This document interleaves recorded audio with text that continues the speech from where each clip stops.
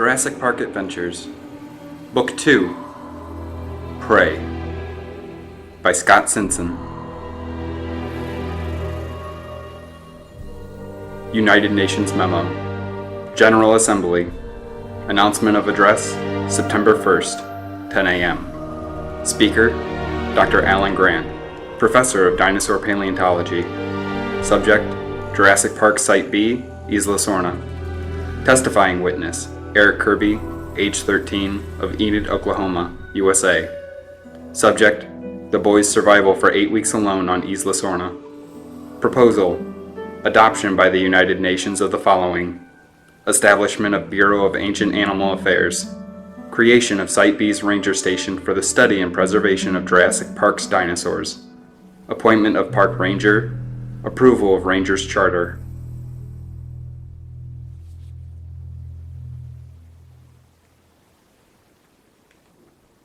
Chapter 1. New York, New York. Eric Kirby stood in the narrow hallway, watching Dr. Grant pace. Eric had never been to a city this big before. As a 13-year-old kid born and raised in Enid, Oklahoma, he knew he should have been impressed by all the skyscrapers he'd seen and all the important people he'd met. But he wasn't. He'd already seen much greater wonders, like the dinosaurs of Isla Sorna, Alan muttered, rehearsing a speech he was about to give to the General Assembly of the United Nations. They are animals, wild animals. They are also members of an endangered species. Eric nodded encouragingly as Alan looked his way. The scientist's shoulders slumped. Ice water, Eric told him, running down your back just like my mom said. Right, yes, Alan said. He threw back his shoulders and thrust out his chest. Better? Better, Eric said. Alan pulled uncomfortably at the collar of his navy blue suit, a suit he bought just for this occasion. Next door in the great assembly room, hundreds of people could be heard settling into their seats. I don't know why I'm so nervous, Alan said. But Eric knew why. And it wasn't just because Alan was the kind of guy more at home in a hot, sweaty fossil dig than addressing a bunch of diplomats. Alan wanted this. He wanted it more than anything in the world. 6 weeks had passed since Alan, Eric, and Eric's parents had returned from that Jurassic Park island. And in that time, Dr. Alan Grant had been hard at work consulting other scientists and drawing up plans. Now the day had come to propose those plans to literally the whole world. Every member nation would be present today, and every major news organization had a reporter or camera focused on the stage Alan was about to cross. It almost made Eric feel guilty for what he was about to do. But there was something he wanted too, and only one way to get it. Keep going, Eric told Alan. Keep rehearsing your speech. It'll take the edge off. Alan nodded. At only 22 square miles, the island is not set up to support its dinosaur population for long. He gestured broadly to his imaginary audience. The amount of predators compared to prey available is a major concern. The predator population is too high, and the plant-eating populace may run out of food if its conditions are not monitored. Eric crossed his arms over his chest as Alan used a handkerchief to dab the sweat from his brow. Humans created these dinosaurs and their out-of-balance ecosystem. So it is humanity's responsibility to restore the balance. Otherwise, the dinosaurs of Isla Sorna face extinction. Eric nodded. Everything Dr. Grant had said was true. They had spoken about it many times since their return from the island. For years now, scientists all over the world had wanted to study the dinosaurs of Jurassic Park. Dr. Grant was about to suggest a way to make that happen, while at the same time suggesting a way to keep the dinosaurs healthy and alive. I propose that Isla Sorna be declared a wild animal preserve, and that the Bureau of Ancient Animal Affairs be created, Alan continued. A permanent human presence should be established on the island to study and preserve the dinosaur population. Furthermore, a park ranger should be appointed to protect the dinosaurs from threats stemming not only from without, such as illegal human interference, but also from within. These internal threats include, for example, dinosaur starvation, the inability of dinosaurs to nurture their young due to physical limitations of their environment, and individual species hunted to extinction by other dinosaurs due to the out-of-balance predator-to-prey ratio. You know who they'll pick as a park ranger, don't you? Eric teased. Please, Alan said with a somewhat desperate laugh. I'm already nervous enough. Keep going then, Eric said. The Rangers team would be highly trained. They would observe the island 24 hours a day using satellite, digital, and thermal imaging. And the team would be equipped to react to any threat, be it human or saurian. The human interference would be dealt with swiftly and efficiently by trained professionals. Imbalances among the dinosaur population could be corrected in many ways. The Rangers team could supply alternate food sources for the super predators and giant plant eaters, and they could help protect the more vulnerable herbivores. In this way, we can protect the life cycles of these animals. I humbly await for your response to this proposed project, Alan concluded. Then his shoulders slumped again, and he exhaled heavily. Eric leaned against the wood-paneled wall. He could hear the chattering voices of the people next door. Not long now, Eric said. Alan smiled, shifting his weight from one foot to another. I suppose not. Eric rubbed the back of his neck. He hadn't realized how tense he'd become. So, I guess I better get this over with and say what I have to say. Alan's eyes sparkled. Nervous too, are you? Well, fine. If you'd like to rehearse your testimony, by all means. It's not that, Eric said. I know what I need to say, and I know how important it is to the world to hear how a 13-year-old kid with no special weapons could survive alone on Isla Sorna for 8 weeks. I know that gives you an unbeatable argument against the complaints that the island is too dangerous for scientists to work on. Yes, Alan said. Your testimony is vital to this proposal. Until today, the UN refused to allow any human beings back onto Jurassic Park. But you're a living example of what's possible. Eric's face turned to stone, a trick he had learned from his salesman dad. So when you do get your backing, and you will, I want you to get me back on the island. Deal? Eric, we've had this discussion, Alan said. When you're 18, legally an adult, we can talk about this. Your parents agree with me. We're not talking about my parents, Eric said. I have to go back. I have to be a part of this, Dr. Grant. From the beginning. Now. Not 5 years from now. That's what's vital to me. Alan furiously scratched his forehead, messing up his hair. I sympathize. You know that. But without the blessing of your parents, it'll never happen. What if I can get that? Eric asked. Alan hesitated. You're serious, aren't you? Yeah. I'm making a deal right here, right now. What you want in exchange for what I want. You mean to say you'd walk away from here and not testify? Eric was silent. He honestly wasn't sure. Yes, this meant the world to him, but he knew that the dinosaurs wouldn't survive on their own. The best Eric could do now was run a good old stone-faced bluff. After all, he'd learned the art of the deal from the best, his dear old dad, king of Kirby Paint and Tile Plus back in Enid. Suddenly a photographer appeared at the end of the hall. Dr. Grant! Eric! A photo? Alan hesitantly placed his arm around Eric's shoulder. Eric's smile was instantly in place, beaming. The shot was taken and the photographer departed. A woman in a dark business suit brushed past him. We'll be ready for the two of you in just a minute. Well, Eric asked, the stony mask back in place. Alan's gaze narrowed. With conditions. Eric could barely contain himself. Anything. Alan smiled. Oh. You're gonna wish you hadn't said that.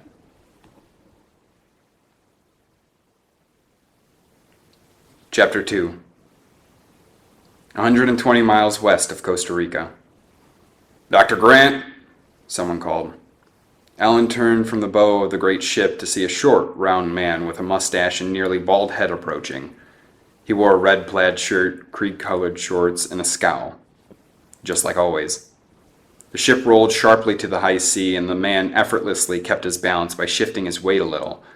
Alan had to grab the handrail. Mr. Stevens, Alan said. I've been hoping that we'd get a chance to spend a little bit more time together, Ever since you agreed to take Mr. Lafferty's place as transportation chief. Yeah. And it's a wonderful day in the neighborhood, whatever, Dave Stevens said. Alan looked to Isla Sorna in the distance. There were days the carnivores of this island seemed friendlier than certain members of his crew. But he hadn't chosen them based on personality. He had wanted the best of the best, and that's now what he had. Is there a problem? Alan asked brightly. Depends on your definition of the word, Stevens said in his lowest growl. During the past few weeks, I've moved 4 boatloads of equipment to Isla Sorna. This makes number 5. Yes, Alan said, and? We're ahead of schedule, Stevens said. Every delivery has gone off without a hitch. All the construction and production heads are reporting with green lights all the way, and everyone seems to be in a good mood. Chipper even. His thick lips curled up in disgust. Chipper. I hate that word. Alan was waiting for the bad news. Stevens leaned in close. It can't last.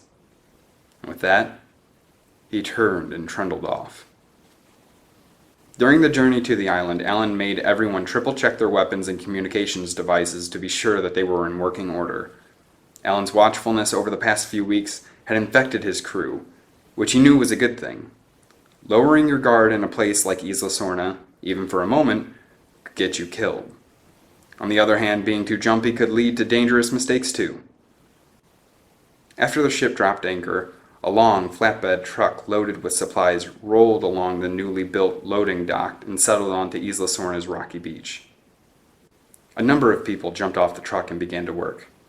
Their first construction job on the island, the sturdy loading dock, was already complete. Now they were building a secure road. Trees leading from the beach would be cleared and an electrified fence erected along the way. With a safe road in place, they'd roll in construction equipment and build the enclosed base camp inside the island. After the crew had worked for an hour or so, a young woman in sneakers, white jeans, and a red and white baseball jersey approached Alan. "Hey, boss," she said. "Got some news." Deborah Holland had honey blonde hair, a warm glowing smile, and the sweetest temperament of anybody with whom Alan had ever worked. She was almost 30, but she looked like she was still in college. Of course, not everything about her was so non-threatening. Strung across her back was a pair of high-intensity long-range tasers. A sonic cannon dangled from her midsection, and tranquilizer shooters hung from her waist like 6 guns. "It's a pretty day," she said pointedly. "Yes, Deborah," Alan responded. "And? Kind of a nice day for a stroll, don't you think?" As Alan's security chief, Deborah had just delivered a coded message that predators had been sighted via satellite and would be here before the workers could evacuate. She tapped her ear where there was a small radio device that kept her linked to Ray Dixon, the team's communications director, who was monitoring the island from the docked ship. "You know, I was thinking at some point of buying a house, and there's 3 I really have my eye on," Deborah added. "Big houses?" Alan asked. The muscles in his stomach tightened. 2 stories each," Deborah replied. "Fortunately, I got friends who are helping me out. Making decisions isn't always easy." "Certainly not." "Might be a good time for a coffee break." "Might be." Alan and Deborah had worked out the code in an effort to minimize any sudden attacks of panic among the workers. It was one thing to see dinosaurs from a distance, to think you can handle it. It was quite another to have them coming at you with jaws wide, saliva dripping, and claws extended. Alan worked quickly to herd the non-defense personnel back into the anchored ship, and by the time the first growls of the super predators were heard, Deborah had scrambled together her team of 10. All but Deborah and Alan wore Kevlar vests and full-body combat suits. She simply took her baseball cap from her back pocket, put it on, and adjusted it to keep the glare of the midday sun out of her eyes. "Alan, you really don't need to be here," Deborah said with a concerned look. "I disagree." "Okie doke," she said. Turning, she called to her trained team. "On the bounce, people. We're in luck. Bogies 1, 2, and 3 are staying clustered to the east. No forking maneuvers, no surprises. Just a full-on assault." Alan glanced back. Most of the non-defense people were less than halfway down the open dock. Deborah called it. If she hadn't set up a defense line, none of them would have gotten clear before the predators attacked. Now the dinosaurs were coming in fast, the sun at their backs. Alan squinted to make out the details of the giant forms. They looked something like Rex's, but the knobby horns over their eyes revealed their true nature. Carnotaurus, Alan said. He felt his heart skip a beat. Hungry ones, my guess, Deborah said evenly as she took aim with her sonic weapon. Aren't they always, Alan said. He hoped his voice didn't betray the unstoppable waves of primal fear raising up from somewhere deep within. Nature of the beast, Deborah said. She armed the sonic cannon. It began to hum. 3 immense shadows moved their way, blocking the sun. Alan steadied himself as the dinosaurs moved suddenly, darting around the humans. Hard target sighted! Immobilization approved! Deborah roared. The way she held herself changed instantly. Her back straightened, her legs were firmly planted, and her gaze was laser-focused. A high-piercing sound like white noise filled the air, and Alan clapped his hands to his ears. The dinosaurs slowed and stumbled, roaring and reaching out with their sharp claws. Alan had seen Deborah and her team test the sonic weaponry on large animals in Africa, then Rex's on Isla Sorna. He knew the sound from the weapons would not hurt the dinosaurs, but it would effectively disturb their equilibrium, making it hard for them to keep to their feet without toppling. The pack leader, a slightly larger Carnotaurus with a crimson back, thundered ahead. While the members of Deborah's team kept the other dinosaurs at bay with their sound weapons, Deborah herself was switching to her taser. The lead Carnotaurus came within yards of Deborah and Alan, then leaped back with a shrill cry as the lightning crackle of the taser struck it. The shock sent the dinosaur stumbling back, but while its companions fled, it would not leave. Big Red's not going to back down without a fight, Deborah said. Take one of the grenades and give him something to think about. Grenades? Alan thought. Then he saw a little pouch at the small of Deborah's back. It looked like a purse. He opened the Velcro tab and pulled out the first of 3 specifically made anti-dino grenades. Concussion bombs. You've been trained, Deborah reminded him. Alan nodded. He stepped back as the dinosaur launched forward, and he clicked the red button on the grenade and tossed it at the dinosaur's feet. A wave of force erupted and blew the animal back. The Carnotaurus fell, uninjured and highly startled. It rolled over, shook its head, and began to rise. With a low growl, Big Red fixed its gaze on Alan. It studied him, then looked around to see if its companions had retreated to a safe distance. Without shifting its steady gaze, the red-backed Carnotaurus rose and retreated. Then it lumbered off to join its comrades. One of them tried to take the lead as they stumbled down the beach. Big Red bit it on the shoulder and took its place as leader. Then it took one last look at Alan and slipped into the jungle. Okay, Deborah said. That went well. Want to give the order for everyone to get back to work? Yes. Yes, of course, Alan said. He was shaken. Deborah was not.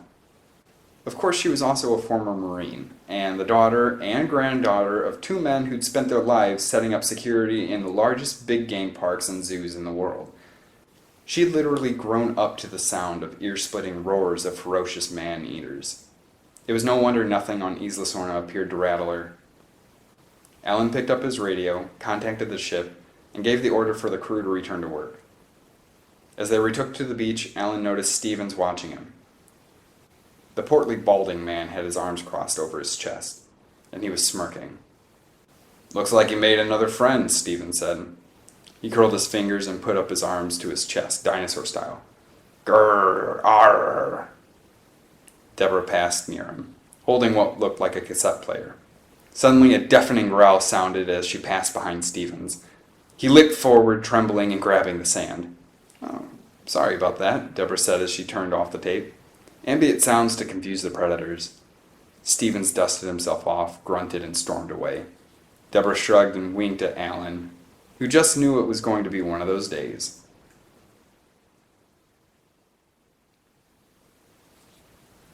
Chapter 3. Enid, Oklahoma. Eric arrived home from school, tracking snow into the living room carpet. He heard raised voices from the kitchen and stole closer to listen to his parents. You know I'm not a big fan of this idea either, but there's something in his eyes, Paul. Something different about him, Amanda Kirby said. No, Paul replied. There's no force on earth or heaven that could get me to change my mind about this. Eric took off his coat and scarf. His parents were having the debate again. Ever since he had returned from New York 4 months ago and told them about the deal he made with Dr. Grant, they'd been having this talk. You know what happened with me when I was at that age, Amanda said. Eric's not going to run off, Paul said. Good golly, Amanda, he's more responsible than that. A huge deep silence drifted in from the kitchen. Eric sighed. Eric needs this, said Amanda softly. It's as if he'd never completely come back with us to Enid. It's like a part of him is still on that island. I don't know why I know. Call it mother's instinct. As hard as it is for me to allow this, I know he needs it. He needs to go back. It's not safe, Paul said simply. I've been over all of Dr. Grant's emails a dozen times. I know what he's got planned for Eric, and I trust him. After all we've been through with Dr. Grant, don't you? Suddenly, Eric heard footsteps. He tried to duck out of the living room, but he tripped over his snow boots and fell onto the couch as his mom and dad entered the room. Eric, Paul said brightly. Hey, son, when did you get home? Amanda frowned. Get over it, hun. He heard the whole thing. I can tell from the way he's looking at us. Eric looked away. He didn't like being the cause of his parents arguing. They'd been getting along so well together since coming back from Isla Sorna. But he couldn't give up on his dream. And Dr. Grant had promised. It was then he noticed the letter his father was holding. It was on Dr. Grant's stationery. It's time, isn't it? Eric said. His voice was low and hopeful. He's written you that I can come to the island. Paul nodded slowly. Eric wanted to shout. Finally! Almost 4 months of waiting and the day was here at last. On the other hand, Dr. Grant had said that there was conditions to his visit. Getting his parents to agree was the first. What Mom was talking about? She's right, Eric said quickly. I did leave something there. Or at least, that's what it feels like, you know? I mean, I don't know if going back to the island will help me get it back, but... Eric shrugged. He didn't know what else to say. He only felt what he felt. When he'd first come back home to Enid from the Jurassic Park island, nothing had seemed the same. But back then, he barely had time to think about it. Dr. Grant had called within 2 weeks, asking for his help in drawing up his big plan for the island. 4 weeks after that, Eric was on a plane to New York City to testify to the United Nations and the whole world. That led to his writing of the Instant Book Survivor about how he'd survived alone on the island, which led to a whirlwind publicity tour with all kinds of personal appearances and television interviews. During all those months, Eric hadn't had much time to consider how he felt. And now that all the craziness was over, everyone was telling him he should settle into a normal life. Normal? Yeah, right. After all he'd been through, Eric didn't know what normal felt like anymore. His home in Enid seemed strange to him. His friends treated him differently too. Everything seemed too quiet, too safe. He felt awkward, restless, like he didn't belong. Eric dared not tell his parents, but when he closed his eyes at night, he could still smell the island, still feel it and taste it. He'd become a part of it, living there the way he had. All he knew now was that he had to get back there. He wasn't even sure why. He just had to. Paul put his hand on his son's shoulder. If we said yes, you would be careful, right? I promise, Eric said. He looked up to his father's concerned eyes. I would be careful. Paul's shoulders lowered, just a little. Then, I guess we've got some plane tickets to book. Eric celebrated Christmas with his parents, then got on a plane the next day to Costa Rica. The morning after that, he was on a boat to Isla Sorna. As they neared the island, he studied the skies, looking for low-flying pteranodons, but he saw nothing. The boat reached the shore and moored at the lawn-covered dock. Eric walked the length of the dock and then along the enclosed pathway that led from the shore to the tree line. There, a huge pair of iron gates opened, and a small guy with little round glasses, frizzy reddish-brown hair, and a friendly, easygoing smile came up to greet him. A A modified Humvee waited near the gate on a road protected on either side and above by an electrified fence as far as the eye could see. "Hey, Pint Size," the man said. He held out a hand. "Jerry Roberts. No relation to Julia. I just cook up the grub around here." A dinosaur roared deep in the jungle. "No, not for you," Jerry called to the animal with a little laugh. "These guys, they think I'll serve them up some scientist au gratin or something." Eric smiled. Jerry was pretty goofy. He wore a Lost in Space t-shirt and patted it proudly. "This one year, I went to a comic book convention in San Diego and I rounded up autographs of the entire cast. It was so cool." Eric smiled. "Oh. Hey, what do you expect from a guy who can recite all of Jabberwocky from memory?" Jerry said as he opened up the passenger door to the Humvee. "The whole thing?" Eric asked as he got in. "Don't make me prove it." "No, it's just..." The roar came again. Closer this time. Eric saw huge leaves moving just outside the electrified fence. A dark, enormous eye peered out from behind a mass of green scales staring at them. "Beware the Jabberwock, my son," Jerry said as he got in. "The jaws that bite, the claws that catch. Beware the Jubjub bird and the shun of the fruminous Bundersnatch." The dinosaur moved off. Eric caught only glimpses of it as it disappeared into the jungle. "Works every time," Jerry said. "Only if you've got a Vorpal sword," Eric said. He recalled the silly verses from his childhood. Jerry smiled. "You and me? We're going to get along just fine." Eric had read Alan's emails about the construction of the human habitat. The first crews leveled trees to create the fairly smooth road that ran from the beach to the base camp inside the island. Electrified fences ran the entire route, keeping this road safe on either side and above. There wasn't much to see during the long, careful drive inland. Eric thought he spotted the bobbing head of a long neck in the distance, but he couldn't say for sure. Soon, they passed through a second set of gates, and Eric had his first look at Dr. Grant's little kingdom. Construction vehicles and equipment were everywhere, along with porta potties and various work tents. When it was finished, the compound would consist of 3 large dome-shaped buildings. So far, one was complete, another partially done, and a third not much more than a skeletal structure. To Eric, they looked like giant golf balls that had been dropped here and sunk halfway into the earth. Tunnels were being constructed to connect the 3 main buildings, and it looked as if several more conventional-style rectangular buildings were also being put up. The entire area was enclosed by a wire mesh fence and the little gates leading to the jungle. It seemed to Eric that this place was shaping up to be a giant zoo, like the humans were the ones who had to live in the cages. Quite a difference from how he'd survived here. Jerry pulled into the main building and stopped before a reinforced door. Eric got out with him and Jerry pointed to the shiny metal plate next to the door. "Check it out," Jerry said. "You're expected." Eric reached for the plate, his fingers splayed with his palm facing the metal. It was cool to the touch.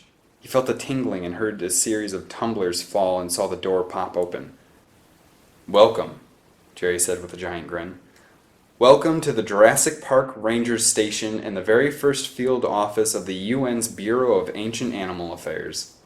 The corridors inside the habitat were pure white, the carpets gray. Pictures of the dinosaurs hung on the wall along with framed news clippings. Eric saw his own face in one of the newspaper articles. He paused and looked at the familiar photo of himself and Dr. Grant on the day they had testified at the UN. Eric felt a pang of guilt over the way he blackmailed Dr. Grant. But then he quickly looked away. "So, have you been out in the jungle at all?" Eric asked. "Nope," Jerry said. "I'm just the cook." He led Eric through a reception area filled with unopened boxes, then hurried him through several research labs that were in complete disarray. Electrical plugs dangled over tables. Computer screens were blank. Machines were in pieces with instruction manuals strewn everywhere. Finally, they came to a large communications room. Big dark screens hung everywhere, and there was a wide window looking out on the jungle through the wire mesh. Dr. Grant was there along with a young woman in a baseball jersey and jeans. "Let's see now. Introductions. That mean old man you know," Jerry said, nodding to Alan. "And this is Deborah Holland, security chief." Deborah was munching on an apple. "How are you?" she said, her mouth full. She laughed as she took Eric's hand. Her grip was surprisingly strong. She swallowed. Heard a lot about you, Eric. It's a pleasure. Deborah never met a dino lover she didn't like, Jerry said. There's Stevens, she reminded him. He's no dino lover, Jerry said. Later, guys. I've got a souffle baking for attention. Alan grunted. He didn't even look up from the report he was studying. Jerry put his hands to his chest and left the room doing a raptor imitation, complete with sharp, bobbing head movements. I saw that, Alan said. Don't you just love this guy? Jerry asked from the hall. He gets better with age. Alan frowned. And I heard that. I think you were meant to, Deborah said. Hey, what do you want? I'm just the cook, Jerry called. Gotta spice things up somehow. Eric heard the door close and Jerry was gone. Just the cook, Deborah said. He uses that line a lot. So, Eric said, isn't he? He's one of the finest chefs in the world, Deborah explained. He's refined the menus of some of the best restaurants in Europe, the US, you name it. He's as in demand as they come. Rich, too. So why is he here? Eric asked. The same reason all of us are here, she said. The dinosaurs. The challenge. Have you been out in the jungle on a lot of field studies? Eric asked. Are there any planned today? Deborah hesitated. You have to talk to the main man about that. Why don't I let the two of you talk? She smiled and hurried out the way Jerry had gone. Finally, Alan looked at him. Mr. Kirby, welcome to my park ranger station. Make yourself at home. Eric looked around. The place was nothing like he expected. Where were all the technicians? Who was doing the field work? Why were there so many things still in boxes? He took it all in at once and realized he'd been conned. There's no one here, Eric said. I wouldn't call 4 of my crew chiefs, my head chef, and 2 security team members no one, Alan said. You know what I mean, Eric said. You're shut down. There aren't any field studies in progress, no trips to the jungle, nothing's happening with the dinosaurs. Why, yes, Alan said. He smiled so broadly that he was positively beaming with triumph. That's correct. It is Christmas break, after all. People want to visit their families. This isn't fair, Eric said. He pointed to the window of the vast jungle beyond. It appears that what you wanted and what you bargained for are 2 different things, Alan said. I know for a fact that I've honored my end of our deal. But I said there would be conditions. First and foremost, you had to get your parents' permission. Somehow you managed that. But I also negotiated that your visit would be at a time of my choosing, and that you would obey my rules and follow my orders, and that this would be a single visit. There's no one here, Eric said. Nothing's going on. There are satellite images of the island to view in our communication center, dropping samples to analyze in our lab. Dropping samples? Research data to read, and the internet is running if you want to chat with your friends back home, Alan concluded. I hardly call that nothing. You knew what I wanted, Eric said. To go back into the jungle, to be a part of your team. You tricked me. Alan hesitated. The smile left his face. I acted as fairly as you did that day at the UN. Eric's eyes narrowed with fury. But what could he do? Don't blame the genie if your wish wasn't specific enough, young Aladdin, Alan said. There's plenty here for you to learn about. It just doesn't include living, breathing dinosaurs. Eric glared at the scientist. Alan's smile returned. Unless you count me, that is. Chapter 4. For 2 days, Eric moped around the ranger station, feeling perfectly miserable and not caring who knew about it. On his 3rd day, he wandered into a computer terminal and read a little note that had been pasted to the screen. It read, There is no value in life except what you choose to place upon it, and no happiness in any place except what you bring to it yourself. Yeah, whatever, Eric grumbled. He was bored out of his mind. He turned and jumped as a large man with jet black hair and a pleasant smile nodded in his direction. Hi, Eric, Dan Caulfield said. He was a little over 5 feet tall, with swarthy skin and a round body. He wore jeans and a loose-fitting gray sweatshirt that read John Hopkins Medical School Polo Team. His eyes were dark but gentle, his smile a brilliant white. Eric guessed that he was Polynesian, but didn't know for sure. Sorry, Eric said, studying his shoes. Shouldn't be messing with your stuff. That's okay, Dan said. I know what it's like to be bored. Of course, for me, that's kind of a good thing. I'm the station's medical director. Someone gets a rash, muscle strain from working out, a case of the sniffles. A whole lot better than setting up a triage for dinosaur wounds. Sure, Eric said. He was only half listening. What's going to be interesting is when we start getting DNA samples from every species on the island, Dan said. Some of the dinosaurs seem to be resistant to diseases. Unlock the secret of that immune factor, maybe we can save a whole lot of lives. Eric brightened. You mean head into the field getting blood samples from the Spinosaurus and Rex and the raptors? Mm-hmm, Dan said. He looked at a note on his desk. We should be set up for that in about 3 months. Oh, Eric said. His shoulders slumped. I'll be gone by then. Sure, Dan said. We're all busy, guys. 10 minutes later, Eric was sitting on the couch of the rec room watching TV. AMC was running one of those classic versions of A Christmas Carol for the 100th time. It sure didn't feel like the holidays. Bah, Eric said. Humbug. Half the couch sank down as Stephen sat next to Eric. Couldn't have said it better myself. What you watching? Eric opened his mouth but didn't get a chance to speak. Oh, Scrooge or whatever, Stephen said. Yeah, I didn't buy that ending. Not for a second. This guy should have been like Weird Dream Man and got back to business.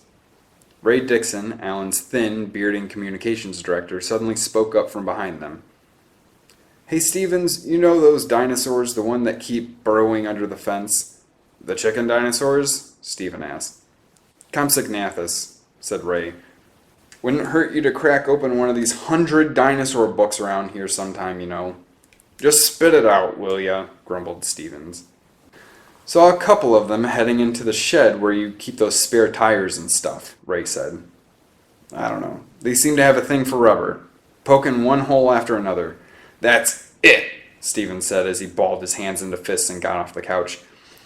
You tell Cookie, or whoever his stupid name is, that I'm bringing him fixings for chicken dinosaur soup tonight. Stephen stalked out of the room. Ray looked down at Eric and smiled. How'd you do it? Penknife, Ray said, taking Stephen's place on the couch. No big deal. It's the same 4 tires. We pop them, Stevens patches them, then he's off trying to figure out where they dug in from under the fence. Eric was surprised at the childishness of the prank. You're that bored around here?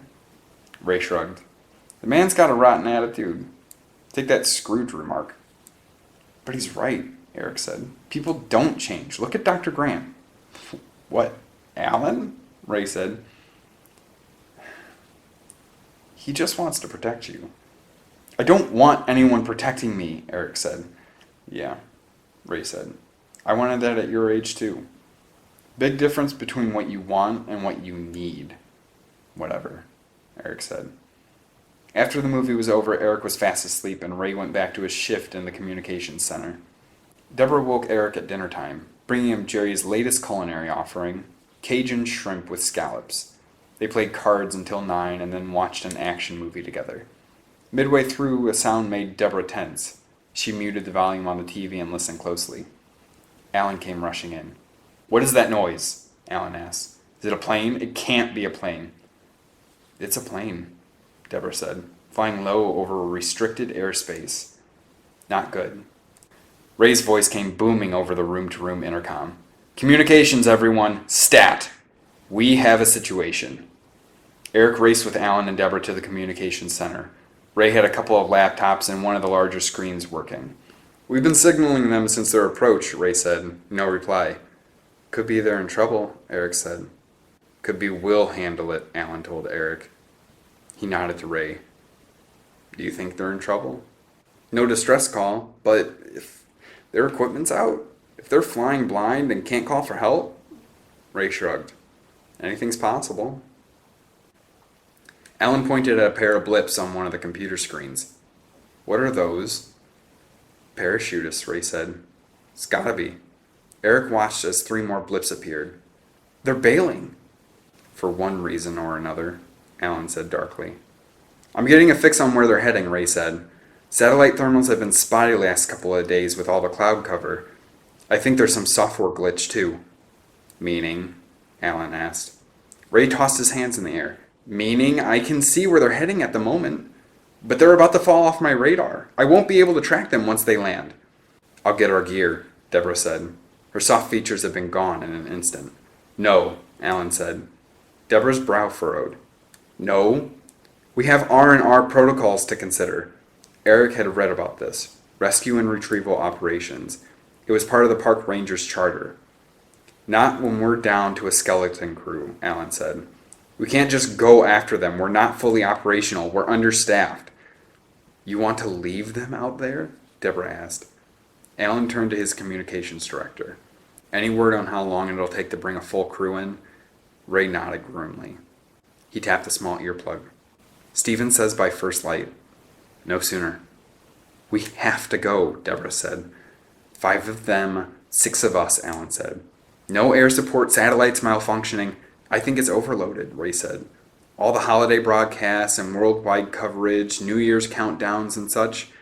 They'll die out there, Deborah said. I just need a minute to think, Alan said. He ran his hands through his hair. Just let me think. With everyone's eyes glued to the screen, no one noticed Eric backing away and slipping out the door. Stupid fools, Alan muttered as he watched the little blips fall off the radar screen. Who are you talking about? Deborah asked. All of them, Alan said. Every last one of them. He had no idea what to do. He had made tough choices before, life and death decisions, but this was different. He was protected and safe. The intruders were not. And all but 2 members of Deborah's team had left the island. Could a crew so small manage this?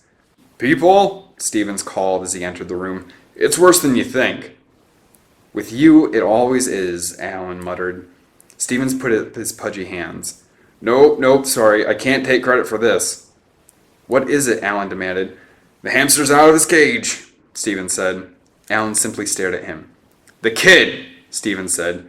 Eric, he's gone. He figured out how to shut down the security long enough to get through the gates. Stevens pointed to the window and the vast jungle beyond. He's somewhere out there. Chapter 5.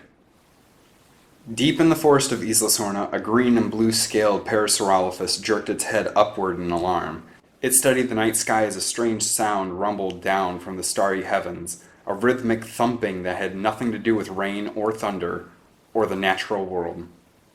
As it watched, a cylindrical form cut across the dark sky, dotted with tiny fires of many colors. Little figures leaped from it. They fell quickly, then slowed and gently descended as what looks like wings spread above them. The Parasaurolophus used its long, hollow, backward-pointing horn crest to cry out in alarm. Turning, it raced away from the rapidly descending figures in absolute terror. Simon Tunney, the leader of the insertion team, made a perfect landing. He rolled and quickly gathered up his parachute. Using his night vision visor, he scanned the dark clearing. No hostile life. All was going according to plan. Simon's teammates were dressed all in black, like him, but the way they landed made it easy to tell them apart. Chris, his second in command, settled lightly onto the ground, almost perfectly, while 2 of the others, Matt and DJ, landed in the trees, and a third slammed into the ground hard and rolled around groaning. Simon sighed and pulled off his visor and black mask. He ran his hands through his thick, wavy brown hair and frowned. His chiseled features caught the moonlight as clouds parted high above.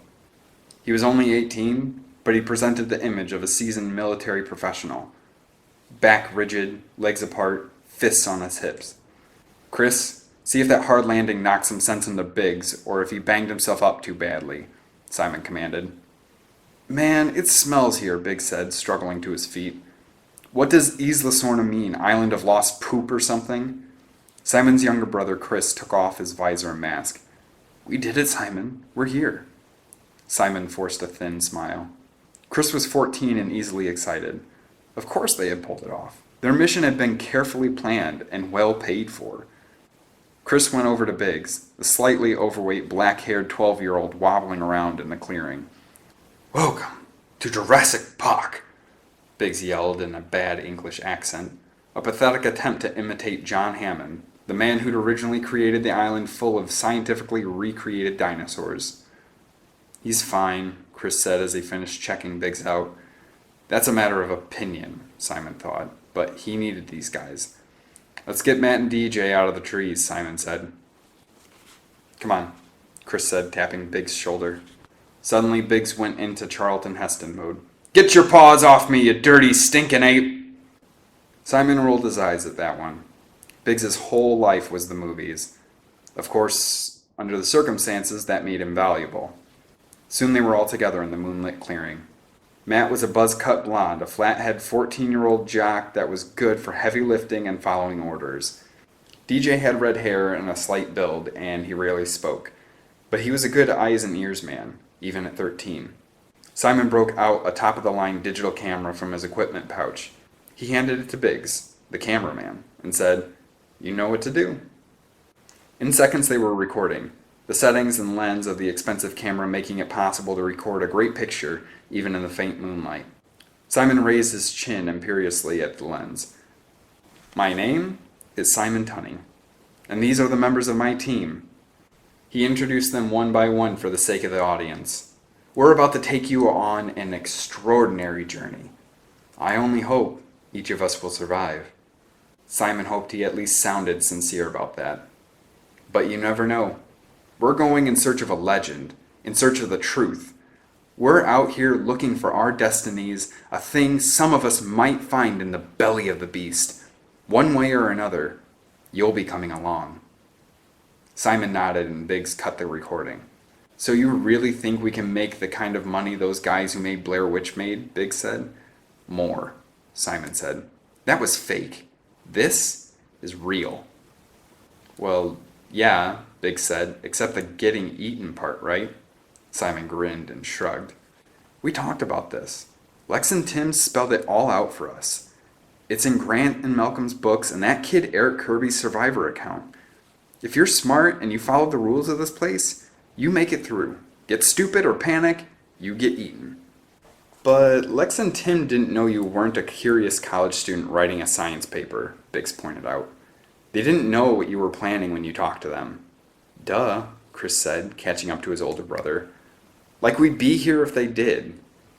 "Let's go find some dinosaurs," Simon said, smiling down at his brother, "before they find us." Biggs paled a little, but at least he shut up, except for one last comment. As they made their way into the forest, he just couldn't resist. "Dude, one thing. I think I lost the map." For the next 20 minutes, Simon Tunney led his small group of parachutists through the jungle. He acted fearless, but the truth was, he was truly afraid. And that was all right with him. The fear let him know he was alive, kept him sharp, and more importantly, kept him from getting bored. A smug, superior grin masked the exhilarating terror he felt. Behind him, Biggs obediently recorded his every move. Unfortunately, Chris's bud was also blathering.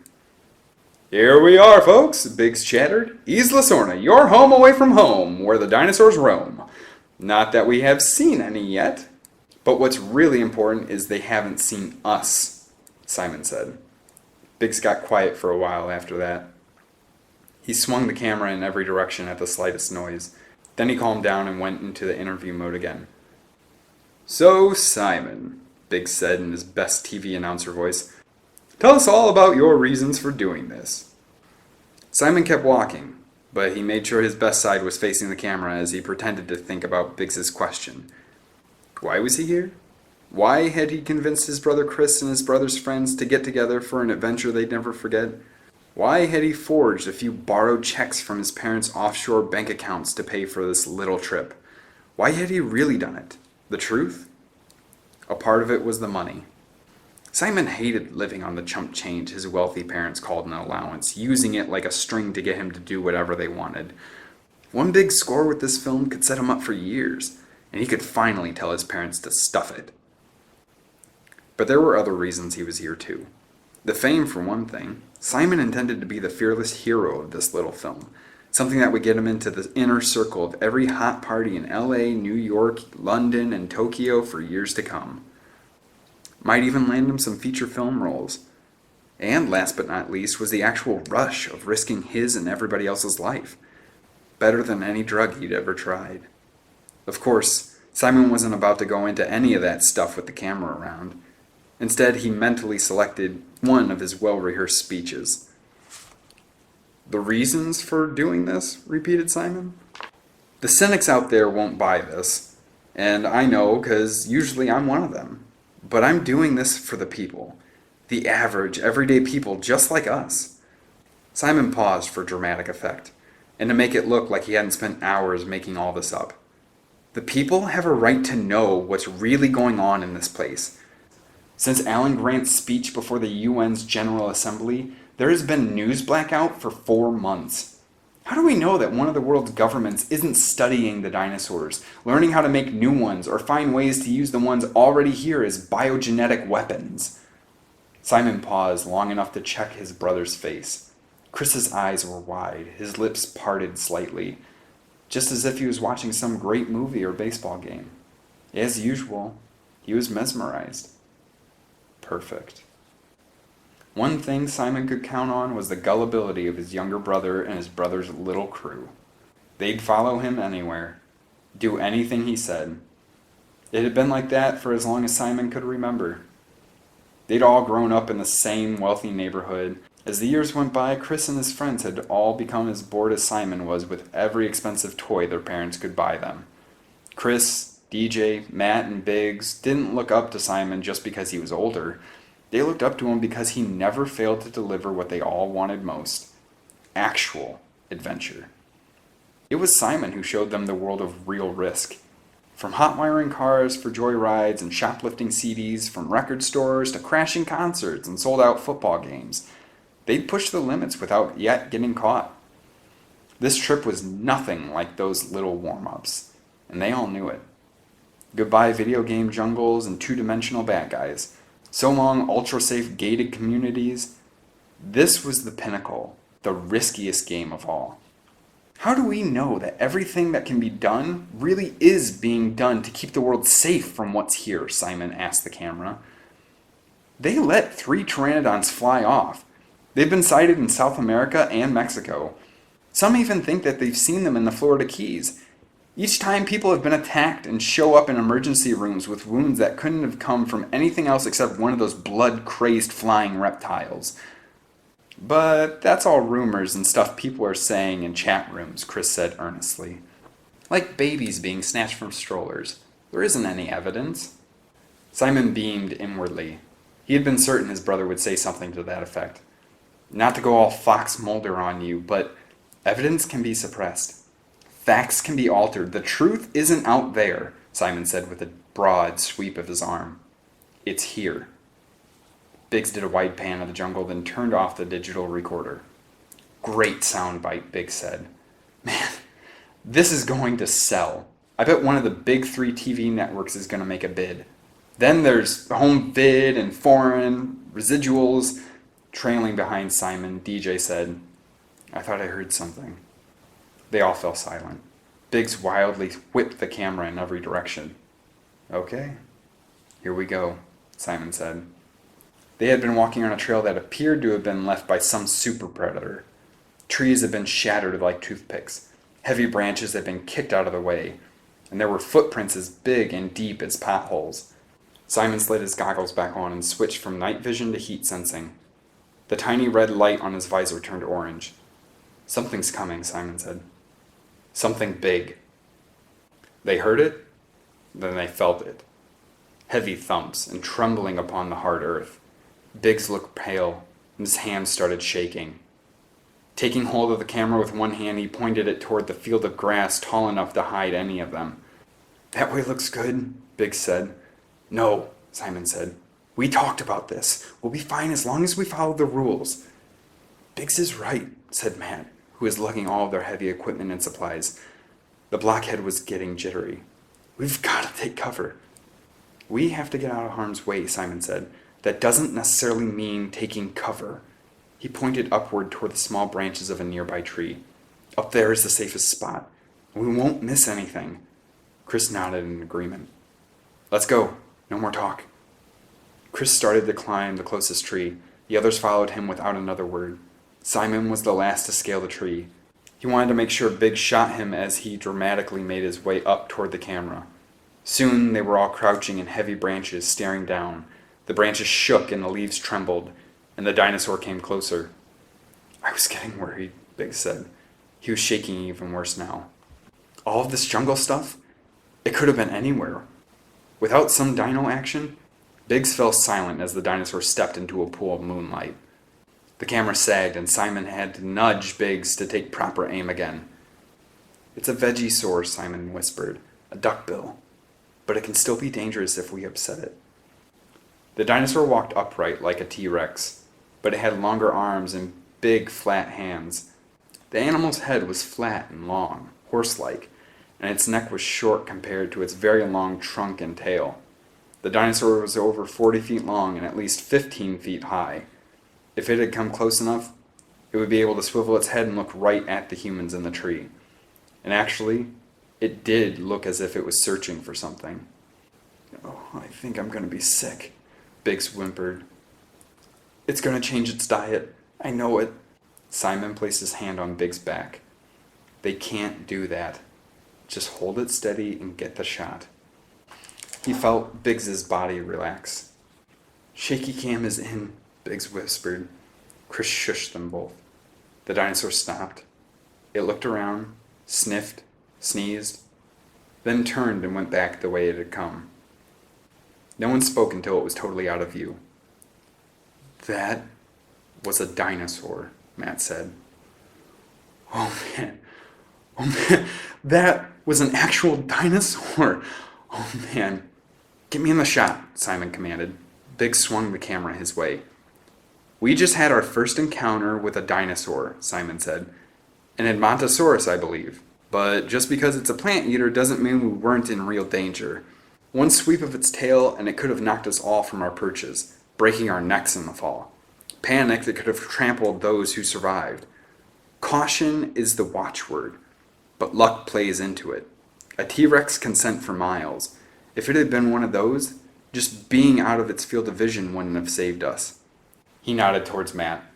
Fortunately, Biggs swiveled the camera to get Matt in the frame.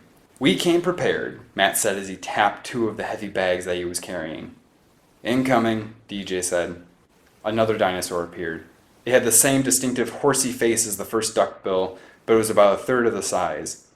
It entered the clearing from another direction. Cooing, it sniffed the air and looked around in confusion. Tell me you're getting this, Simon said. Biggs zoomed in. Oh, yeah. The smaller dinosaur wandered to the base of the tree where all 5 of the infiltrators were hiding. It munched on a few low-lying plants, then ambled into the field of grass. Told you it was safe to go that way, Biggs said. The Vegisaurs weren't dumb. It's not a matter of being dumb, Simon thought. It was all up to luck or who had the advantage. Follow him, Simon said. Biggs panned and followed the dinosaur as he went deeper and deeper through the field of grass. I don't know, Biggs said. I think that was his mom or dad before. Maybe we should try to help them get back together. He looks lost. Simon ignored Biggs. He turned to his brother and pointed at the high grass. Any of this looking familiar? Lost World, Chris said. Malcolm's book. Thin lines of terrifyingly swift motion appeared deep within the field of grass from every direction. They converged on the little plant eater, who shrieked and suddenly was yanked down into the grass. There was a great thrashing and a series of yips and howls. Then silence. Raptors, Simon said, his heart thundering.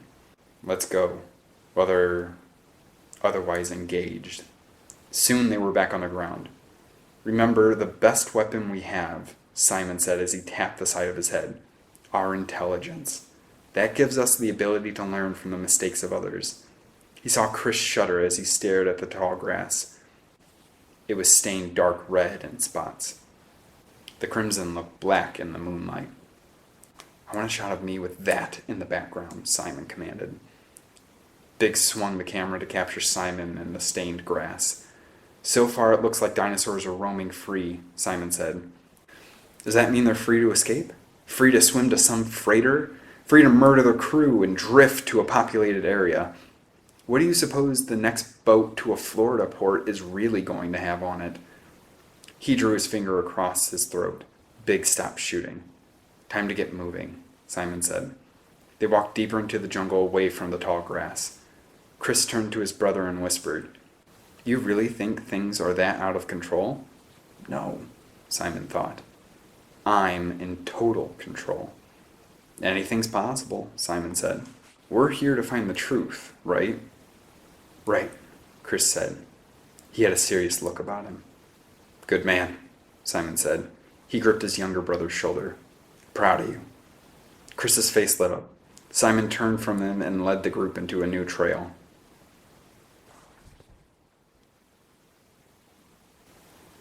Chapter 6. Eric Kirby was on the move. He felt kind of vulnerable not having an armor vest or even the camouflage cape of vines and leaves he'd worn for the 8 weeks that he'd been here before, but he had other stuff now to make up for it. He'd snagged a couple of stun grenades, a flare gun, a stunner, and some candy bars from the station's storage room. And now he was running hard with a pretty good idea of the shortest and most direct path to take to reach the parachutists. But paths through the jungle often changed. He needed a nice high vantage, so he went to the base of Mount Hood. It was a rise overlooking a valley. He would have to pass through the valley to meet up with the parachutists and lead them to safety. Eric was still fuming about Dr. Grant. He knew the man was going to let the parachutists stay outside until morning. He just knew it. And Eric refused to abide by a decision like that. As he climbed, he pictured them, wounded and alone. He knew they needed help. His help. Their plane must have been out of control, about to crash. Why else would they have jumped here? No one sane would have done it on purpose. The moonlight was silvery in the clear, starry sky. The night air was damp, pungent, and familiar. His mother and father would never understand. But after days caged up in that secure compound, and months caged up in a safe suburban life, the dangerous scent of Isla Sorna almost felt like coming home again. While he rested midway up Mount Hood, Eric bandaged a few brush cuts on his arms and hands with strips from his t-shirt. The last thing he wanted was his blood scent attracting predators. There was a stream on the side of an earthy rise where he used it to create mud to cake over the bandages and mask the scent. He would have preferred dino dung, but he hadn't come across any piles of it yet. In a way, that was good. No dung, no dinos. Still, he had to take every precaution he could. He'd made his father a promise to be careful, and he intended to keep that promise. He just hoped his parents would understand why he'd bolted from the compound. He couldn't let the parachutists stay out here until Dr. Grant's reinforcements arrived. He couldn't let them be abandoned the way he had been. He had to save them. Eric climbed the craggy wall leading up to the top of Mount Hood. As he ascended, he took extra care to check roots, vines, rocks, and fissures to ensure they would hold his weight. He worked up a sweat despite the slight chill in the air. Man, the chill felt good. As good as the soft jungle floor beneath his feet, the exhilaration from the run, that familiar rush of adrenaline. Eric soon reached the plateau. He hauled himself over the top and checked for any signs of predators. Once he felt safe, he studied the moonlit valley. As he had guessed, 3 of the routes he would have taken were blocked. A rock slide had filled one of them. The second route was blocked by a mass of twisted, shattered branches. The third path was occupied by a pair of hulking super predators.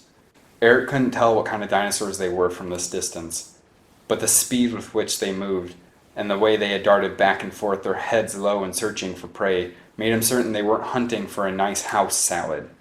So he would have to find another way to reach the group, provided they weren't wandering too far from their landing site, because if that happened, Eric didn't want to think about that possibility. He was so intent on studying the valley below, trying to find the best way into the clearing where the parachutists had landed, he almost missed the faint scritch-scratch of talons on hard earth behind him. He spun and relaxed. An exotic bird had landed behind him. A Quetzal, red-breasted with a green head and beautiful iridescent wings. A pretty trilling escaped the bird as it cocked its head from one side and studied the human. Eric had almost forgotten about the natural life that had existed on Isla Sorna before John Hammond turned the place into a breeding factory for genetically enhanced dinosaurs. There were spiders, snakes, sloths, and some pretty big birds. Also beetles and bees and scorpions and bats and ticks, gnats and rats, and all sorts of little fun critters to run up against in the dark night. Just what he wanted to think about, as if it wasn't already scary enough. "Get out of here," Eric growled. When the bird didn't move, he tossed a few small stones in front of it. It fluttered its wings and took off. A few moments later, he heard it land once more. Again, he scared it off by tossing some pebbles. He was still searching for a decent route when he heard the fluttering a third time. Without even looking back, he picked up some rocks and chucked them over his shoulder. The sound was ear-splitting and it startled him so badly he nearly lost his balance and toppled off the edge of the plateau. Then Eric turned to see an inky black shape with a wingspan the size of a room stalking toward him. A pteranodon! The creature's pointy head and sharp beak caught the dull gray of moonlight. It swept forward, launching itself into the air, its claws aimed at him. Eric dived forward and rolled underneath the pteranodon's grasp. He heard the great fluttering again and looked over his shoulder to see the pteranodon high in the air, circling back. He raced from it and threw himself over the far edge of the plateau. Arr! One of the pteranodon's talons ripped across his shoulder as he plummeted. Eric tumbled end over end, striking rocks, boulders, shattered tree trunks, and hard-packed mounds of dirt. He heard the pteranodon sailing above him. It was waiting for him to land. He struck a large stone set at an angle and was suddenly flung a half-dozen feet to the right. With a grunt, he smashed into hard bristles of a dying bush and rolled to a stop.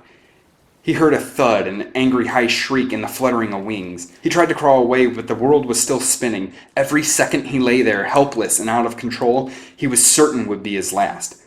But the pteranodon did not come for him. Finally, he rose up and saw the pteranodon lying stunned beside him.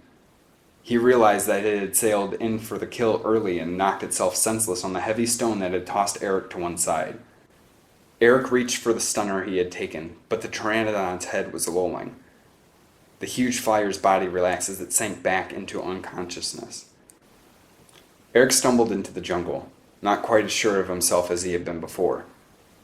He had thought that by returning to Isla Sorna, he could somehow reclaim something that he had lost.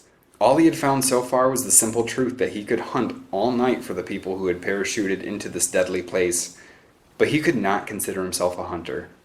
On this island, he and everyone who came to it were only prey.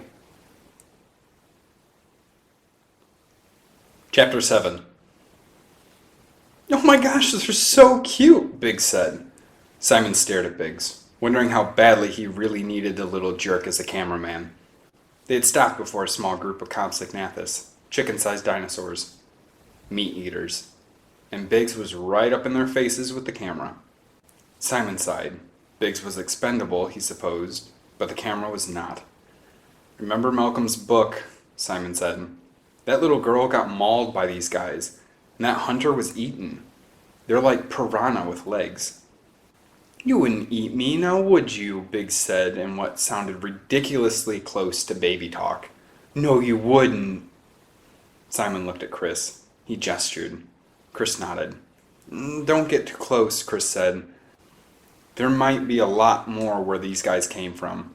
Suddenly, one of the little compies leapt forward, snapping at the cameraman. Its maw tapped the camera and it fell on its butt, confused and sore. "Great shot," Biggs said. "All right, swing it around," said Simon. Then he waited until Biggs had the camera on him. More of InGen's creations on the loose, small and seemingly harmless. But don't be fooled by looks. Lots of deadly things come in small packages. I look at creatures like this and wonder, how well can they swim?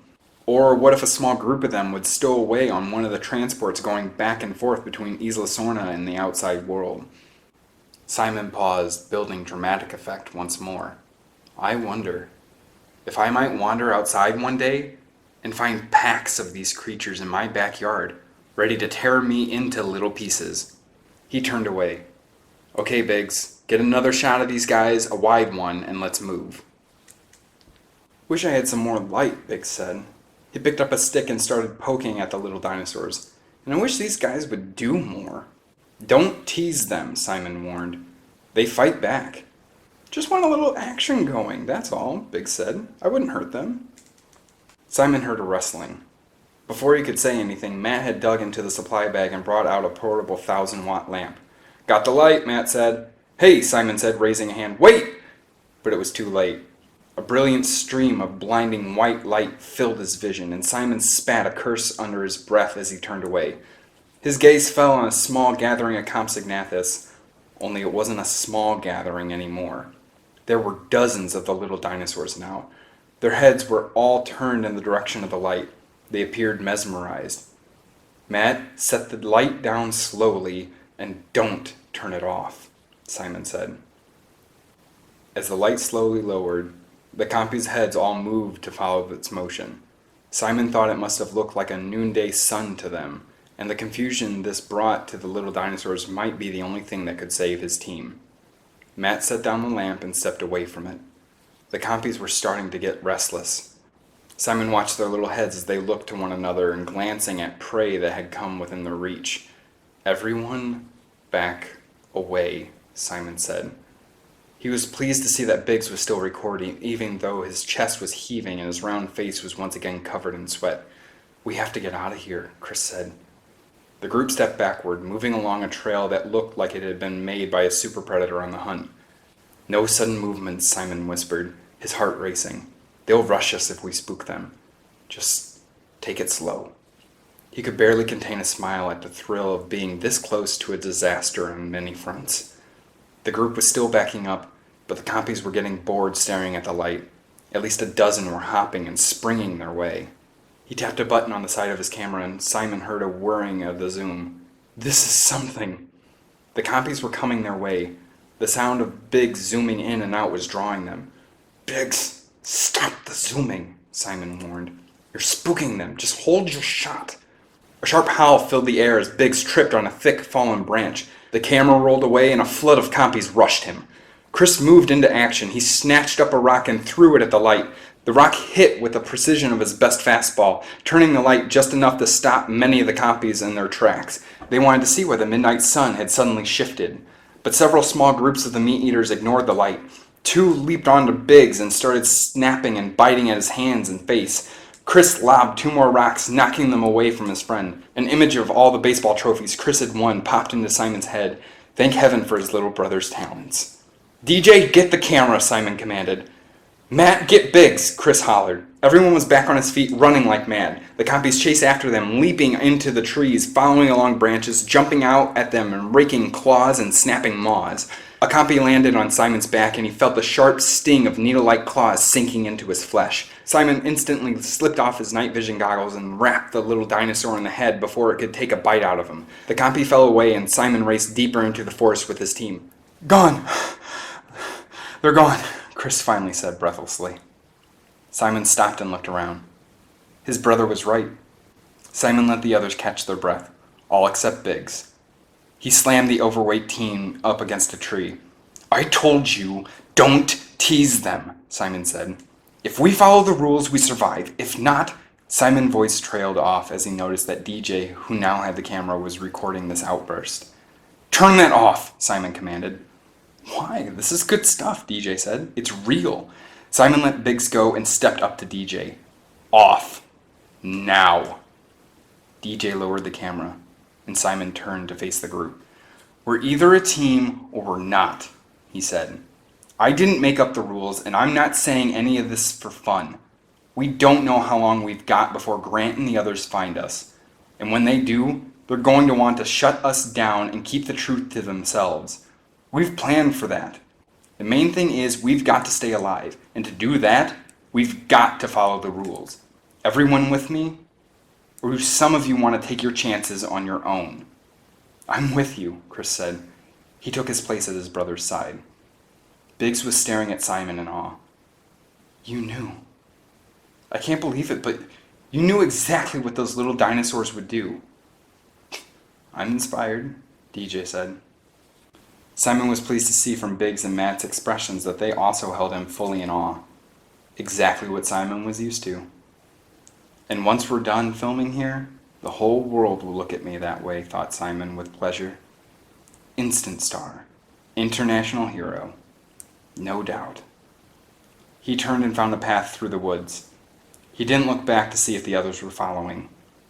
He knew they would.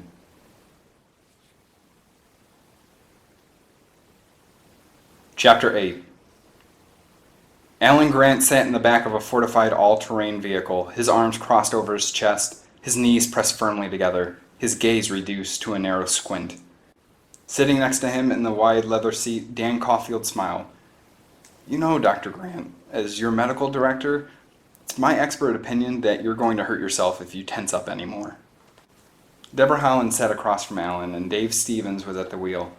All four of them wore Kevlar vests and padding. Headgear was tucked into spaces beneath their seats, along with other supplies. Another vehicle trailed behind him over the rough terrain. The two remaining members of Deborah's security team were in that one. Two burly guys named Chuck and Drew. Ray had stayed behind with the station's chef, Jerry Roberts. As communications director, Ray had the job of watching the station's satellite screens while staying in touch with Alan's team by radio. If they were lucky, they would get heat signature on Eric and the trespassers and locate them that way. Jerry Roberts had offered to come along and help, but Alan knew that the man had very little dino defense training. So Alan had told him to stay at the station and have a hot meal ready for them when they returned. If they returned. There was always the chance they'd be the hot meal for whatever was roaming around tonight in the dark jungle.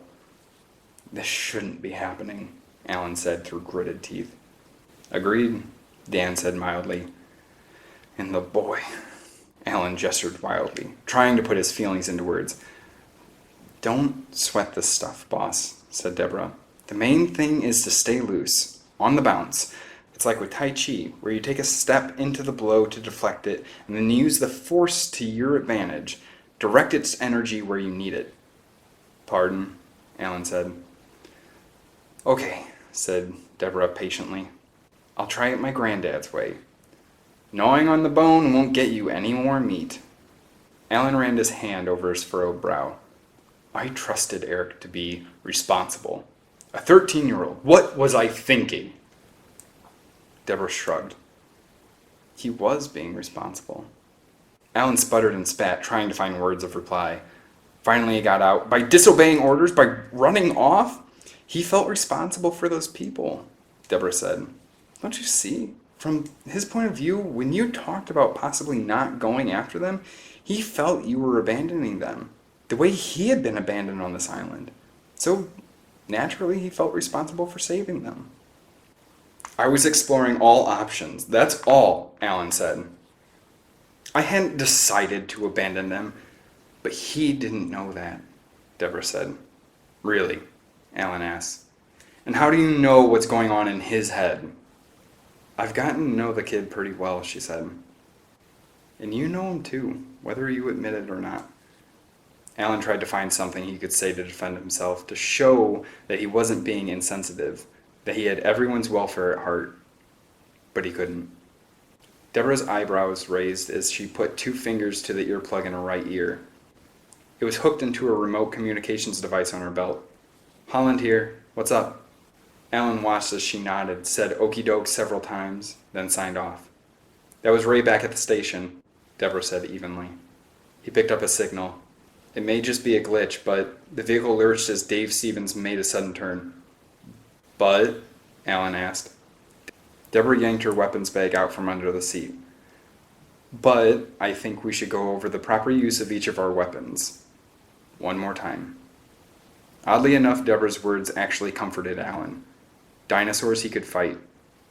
The feelings Deborah's words had set off within him, the concern that maybe she was right, that was something else entirely. Chapter 9. Now this time, everyone remember the rules, Simon said. He had followed a trail that his research told him had been left by plant eaters. Soon, he and the rest of the team were hiding in the brush outside of a large pond where an entire family of Triceratops had gathered to snooze. The dinosaurs were magnificent. The clouds were parting above, and the moonlight glistened off their horns.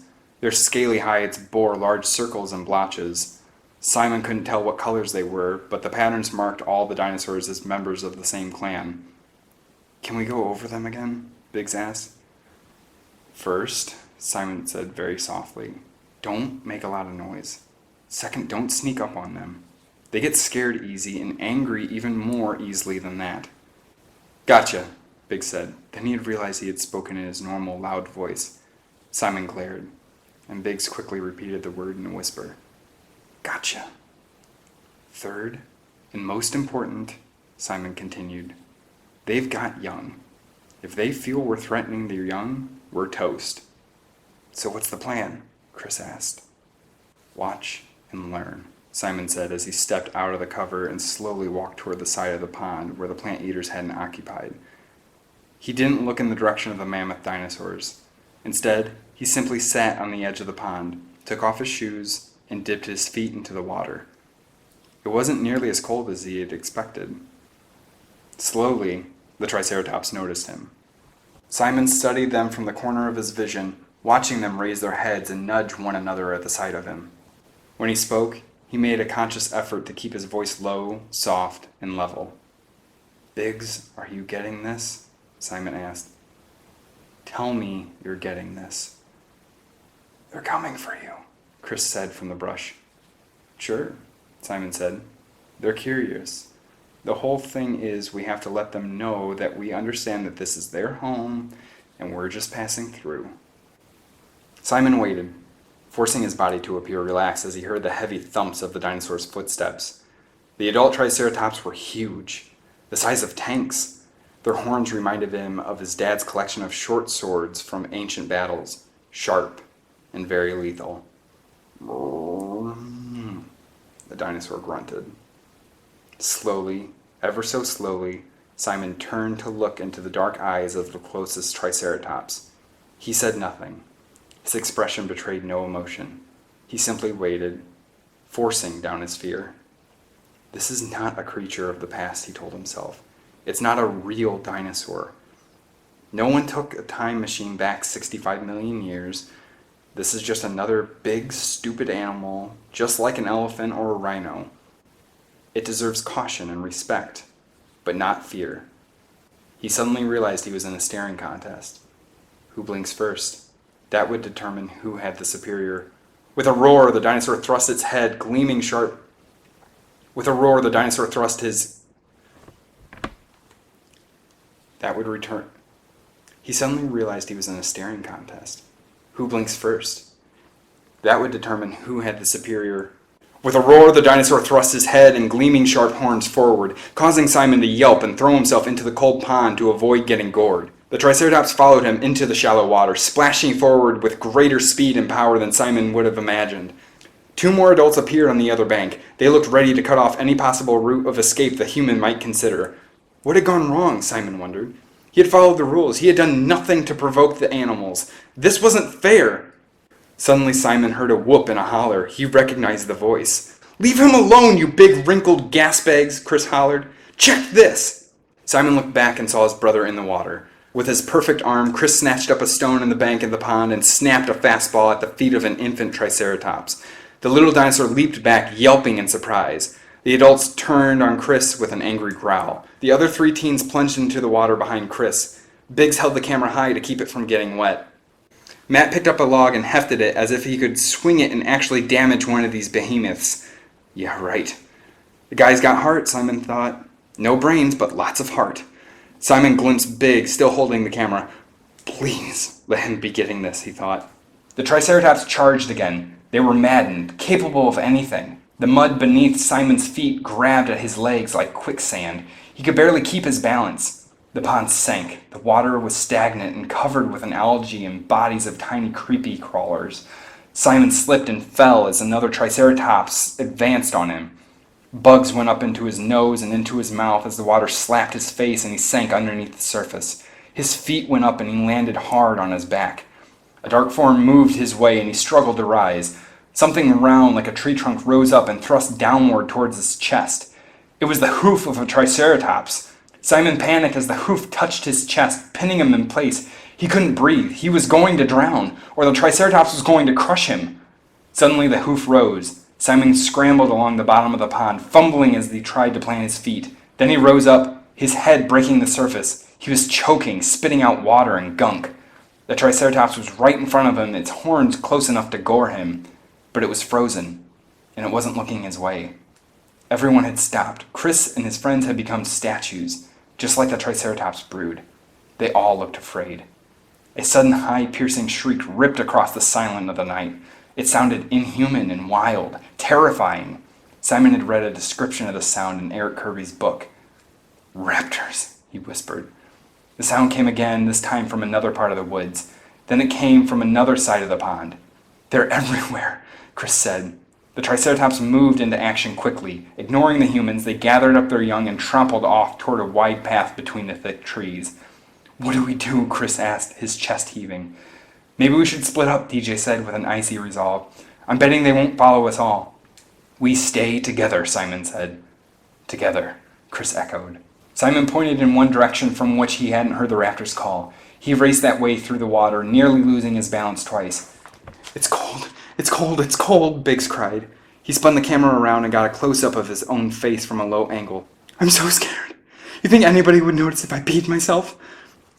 They escaped the pond and ran shivering for the trees. The group raced headlong into the jungle, their faces smacked by low-lying branches, their feet stumbling over tangles of roots and vines. All around them, small creatures yelped and shrieked.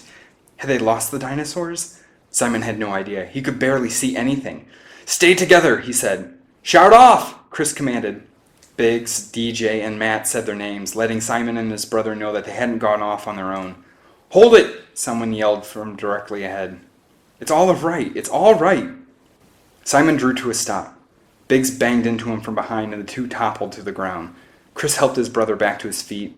Matt and DJ hauled Biggs up from the floor of the jungle. "You're okay," said a small figure who approached with his hands wide apart. "There aren't any raptors." A boy who looked about Chris's age stepped into a small pool of moonlight. His face was filthy, with his skin bruised and cut. His hair was matted and his clothes tattered. "You're safe now," the small figure said. "Listen." The young man cupped his hands and made the cry that they had heard before, the raptor call. Simon's shock was wearing off. He got close enough to study the face of their rescuer. He'd seen that face on books, magazine covers, and television interviews. "Eric Kirby," Chris whispered in awe. "I'm Chris, this is my brother Simon, and these are my buds." Behind Chris, the others murmured happily as if their greatest hero had unexpectedly arrived. Simon winced. He had to do something about this, and fast, or he would lose control of the group. "Don't make that sound again," Simon said, grabbing Eric's arm and looking around.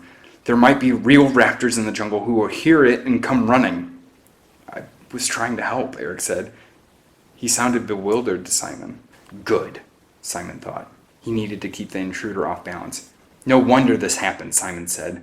"Hey everyone, this is Eric Kirby, the survivor, and the kid who couldn't leave well enough alone and almost got us all killed." "What? Are you crazy?" Eric challenged. "You think this is my fault?" "Makes sense," Chris said. The dinosaurs were going to Simon. They looked curious. Then, all of a sudden, they went crazy. "They must have spotted you," Simon said. "I bet they remember you. I know I would if I were them. And what the heck are you doing here anyway? Weren't you rescued already? I mean, wasn't that the whole point of your book tour? You were stranded, you survived, you were rescued, end of story, no?" Eric couldn't believe what he was hearing. He'd risked his life to help these kids, and now they were baiting him. Then he saw the camera. "You didn't bail from your plane because you had to, did you?" said Eric. "You came here on purpose." "One word," Simon said. "Duh." "Listen to me," Eric said. "I can get us back to the park's ranger station. It's an enclosed compound where the scientists live. It's safe there." "Show me the way," Bix said quickly. Simon shook his head. "We've only just gotten started. We don't even have any footage of super predators yet, and your buddy Grant will just take our equipment and wipe our footage. We have our own way out." Oh, right, Chris said. Simon nodded. "You think I wouldn't take care of a detail like that?" Simon maintained his poker face until his brother looked away.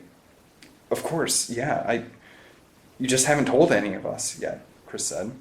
"Top secret. We understand, Simon. It's cool." Eric ran his hand over his forehead. You don't understand. You've got to come with me. It's not safe. No, you don't understand, Simon said. Your options are to go back the way you came or stay with us. There are things going on here. Things I don't know about, things I bet you don't know about either. Or to Grant let you come back here with an all-access pass. Eric looked away. Thought so, Simon said. He turned and walked away, his brother at his side in a second. As soon as Chris joined Simon, the others followed. Eric watched the newcomers. They were cold, wet, and shivering. They were probably going to get sick, probably going to get eaten. But they had wanted this. They had come here thinking they would find something that would change their lives, just like him. They weren't his responsibility, yet he couldn't just leave them. Silently, he knelt and drew out the stunner he had grabbed before exiting the ranger station. He raised it, making sure the stinger would not touch any object, and squeezed the trigger in 3 short bursts. Tiny sparks fired. There was a short electrical crackle, and it seemed that the design of the stunners was better than the ones he'd originally found during his weeks alone on the island. He kept squeezing the trigger. 3 long bursts, 3 short, 3 long. SOS. He looked at the night sky. A satellite was trained on the island. Would the heat signature he was providing with the stunner be noticed amid all the other data that the satellite was collecting? Eric followed the group at a distance, praying that Alan and the retrieval team would find them before the stunner's charge gave out. Chapter 10. Eric was starting to feel hungry and tired, even though he had been well rested before leaving the ranger station. He studied Simon and the others, learning their names as they marched deeper into the jungle and performed roll call every 5 minutes or so. He had to restrain a smile as he watched them go down one path, then another, that he had mapped when he was alone on Mount Hood. Simon was leading the group in circles, though he clearly didn't realize it. At the moment they stood before a huge wall of shattered tree limbs Eric had seen earlier. Simon could find no way around it, and all the teens except Chris were really beginning to feel the effects of their run-in with the dinosaurs earlier. They shivered, they complained of aches and pains. They were jumpy and irritable and scared. Beyond that, they were getting mad. Good, Eric thought. That would keep them alert, and maybe if they stayed alert, they'd stay alive. I see another path, Simon said. Eric tensed, worrying that Simon would lead the teens right toward the super predators Eric had seen earlier. No, Eric realized. Simon headed in the other direction, the one Eric hadn't had time to check out. Sound off, Simon said after a couple of minutes. Behind him, Chris and the others called off their names. They sounded weary and frustrated. Was this guy Simon so worried about his control over the group that he had to keep reminding them that he was the boss? Was that why he kept barking orders and doing roll calls? Or was it just that he was smart enough to know that he had to keep the teens alert and focused to avoid disaster? Eric was beginning to think that both might be true. He was surprised that Biggs waited for him to catch up. The digital camera was on. How about an interview, Biggs said. Eric raised the stunner and held down the trigger, making blue and white sparks streak through the darkness, separating them. Biggs flinched, but did not draw back. How about you get that stupid thing out of my face, Eric said. Perfect, Biggs said. Man, that's going to make for a great soundbite. Soon the dense clusters of trees thinned and Eric saw huge gray rises above. He didn't like the idea of being so exposed. Human beings have very few physical advantages over dinosaurs. Being able to climb up a tree in a hurry was one of them. But Simon ignored Eric's objections and led the teenagers to gray rocks to rest. The step-like ledges made natural seats for them, and a thick network of vines and branches allowed them to climb as high as they wanted. As soon as they'd settled down at various levels, the teens broke out candy bars and began to wolf them down. Biggs tossed Eric 2 chocolate bars, then sat down himself, popped open a compartment to the side of the camera, and withdrew a small silver disc. Eric watched Biggs put the old disc into the camera bag and insert a new disc. After eating 4 candy bars in a row, Biggs went back to shooting the group. Hey, Chris, did I tell you about this idea I have for a movie? Biggs said. It's about a bunch of nuns, right? And they have to fill in for this military operation, and we call it Force of Habit. There's something really wrong with you, Chris replied. But that's why we're buds, right? Said Biggs. That's it. Then, just as Chris turned toward a noise from the shadows above him, a shape leapt down, claws swiping at the air. Chris instantly launched himself from the edge. The dinosaur shrieked and jumped too, hissing and spinning as it sailed towards him. But Chris snatched up one of the many nearby vines and swung to the ground. When the dinosaur tried to follow, it got tangled in the network of vines and branches instead. With a grunt, it hit the ground and started slicing at the tangle, keeping it bound. "Incoming!" DJ yelled. Eric turned and saw 4 more dinosaurs approaching, 2 from each side of the gray rocks. At first, Eric didn't think they were big enough to be raptors. But a second glance assured him that they were indeed the very fierce velociraptors he battled before on the island. Their smaller size probably meant they weren't fully grown. Eric drew his stunner. A sudden thump made him turn. Biggs had dropped the camera bag, though he still had the camera. The closest predator advanced on Simon. "Stay back. Stay back," Simon stuttered at the young raptor, which growled and kept advancing. "Chris!" Eric yelled. "Fastball that creep!" Without hesitation, Chris snatched up a rock and lobbed it at the dinosaur. The stone smacked the dinosaur on the side of the head, sending it reeling. Eric looked around. They needed to reach higher ground, but the raptors, with their powerful legs, could leap up those ledges easily. Eric surged forward. Before the dazed dinosaur could advance on Simon again, Eric touched the edge of the stunner to the predator. Its long arms swept outward, its claws primed to tear into Eric's stomach. But the boy hit the trigger and made the dinosaur recoil before the blow could land. Blue-white sparks flew into the air and the dinosaur shuddered, then fell to one side, stunned. Eric heard a hiss and spun, raising the stunner. He squeezed the trigger as another young raptor leapt at him, but nothing happened. The weapon's charge had run out. Whack! The dinosaur fell to one side as a stone bounced off its skull. Eric saw Chris standing in a pitcher's stance, another rock in his hand. Next to Eric, the dinosaur he had stunned was wobbling. A sudden crack sound as a large stone came down on its head. The dinosaur fell. Simon stood above it, the stone in his hand. "Matt," Simon said, "the bag, all the stuff from your dad's place, now!" Matt frantically dug into the bag and pulled out handfuls of fireworks. Simon looked stunned. "But you said your dad was in the military and that he worked on special weapons. Where are the explosives?" "He doesn't bring that stuff home," Matt said. "I had to make do." Matt pulled out the lighter. He flicked it once, twice.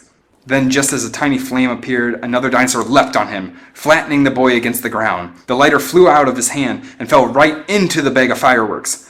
Suddenly, a bright flash came from Matt's bag, accompanied by a series of thunderclaps. The attacking dinosaur leapt off of Matt in fear as blue and red and electric green sparks flew through the air and projectiles fired in every direction. Some of the fireworks lit up the sky, popping and exploding and whistling in a fury. Others shot outward and cut a path through the struggling humans and predators. The raptors raced out of the way of the projectiles and shrieked as the fireworks struck nearby rock walls and exploded with pinwheels of fiery, blinding color and spitting sparks and heat and flame. Simon and the other teenagers raced for cover, diving behind rocks, wedging themselves in the tight crevices on the surface of the rise, or simply dropping to the ground and covering their heads. Eric saw Biggs stand right in the middle of it all, so fascinated by the incredible images he was capturing on camera that he had lost all sense of the danger he was in. With a holler, Eric tackled him just as a small rocket whirred towards them and narrowly missed them, sailing over their heads. The shouts and confusion and blinding explosions went on for several minutes, and when they stopped, Eric cautiously raised his head and looked around. The predators were gone. "We did it!" Simon yelled. His chest was heaving, his hands shaking. "All right!" The others slowly got to their feet. Everyone stared at Simon strangely. "All we need is a Rex or the Spinosaurus, and we've got prime time written all over us, guys," Simon said. "This is going to be amazing." Chris looked from Simon to Eric and back again. Everyone was shaken. Suddenly a roar came from behind the teens. They spun and saw a pair of Humvees screech to a stop behind them. Alan and the other members of his team piled out of the vehicles. All of them wore Kevlar vests, padding, and even headgear. The scientist stopped as he took in the sight of Eric and the invaders. More teenagers. Alan couldn't believe it. Simon snatched up the camera bag and tossed it to his brother. "Don't let anything happen to that." Chris nodded. Eric walked up to Alan. "Dr. Grant, they don't want to go back with you." "What?" "But that's," Alan sputtered, then paused, and firmly said, I don't care. They flew over restricted airspace. They are trespassing on a UN-sanctioned animal preserve. Do you really think that I care about what they want? I'm just trying to give you a heads up, Eric said. The sound of the tires on heavy earth made Alan and Eric turn. They saw retreating lights and realized that Simon and his crew had taken off in the other Humvee. Chapter 11. Eric and Alan were squished together in the back of the modified Humvee as Stevens drove. He tore across the rocks at a bumpy roar, following the taillights of the first Humvee. Eric couldn't bring himself to look at Alan. Do you have any idea where they're going? Alan asked. I don't think they know, Eric said. But this guy Simon doesn't trust you. He thinks you'll confiscate all the footage he's taken. Why wouldn't I? Alan said. We're not here for fun or profit. This is a science research facility, for heaven's sake. Eric shrugged. Yeah, well, I don't think telling him that is going to make him trust you any better. I could care less if he trusts me, Alan said. He's just making more trouble. Suddenly the Humvee swerved. Pothole, Stevens called back. Lots of them coming up. I think something big passed through here when it was muddy. Eric looked out the rear window. Sure enough, he saw giant footprints trailing away behind them. The road's widening, Deborah said. Eric looked ahead. I guess we don't have a road map or anything? Work is supposed to begin on that in 2 weeks, Alan said. His face was dark. What do you want me to do? Stevens called back. I did a little stunt driving for the movies. I could probably force them off the road. So long as they're wearing seatbelts, that and the impact bag should keep them from getting too banged up. I don't think so, Alan said. Beside Eric, Deborah whispered, Be gentle with him. I think it's his first car chase and he wants to show off. Alan buried his face in his hands. I was insane to think that this would work. Ian was right. No, Eric said. You can't think that way. We'll get these guys to the ranger station and... The Humvee swerved again. Stevens started yelling. They went right over one of the potholes. They could have blown out an axle. You know how much work I'm going to have to do on that vehicle by the time these kids are done with it? Alan leaned forward. Stevens? Yeah? Shut up and drive.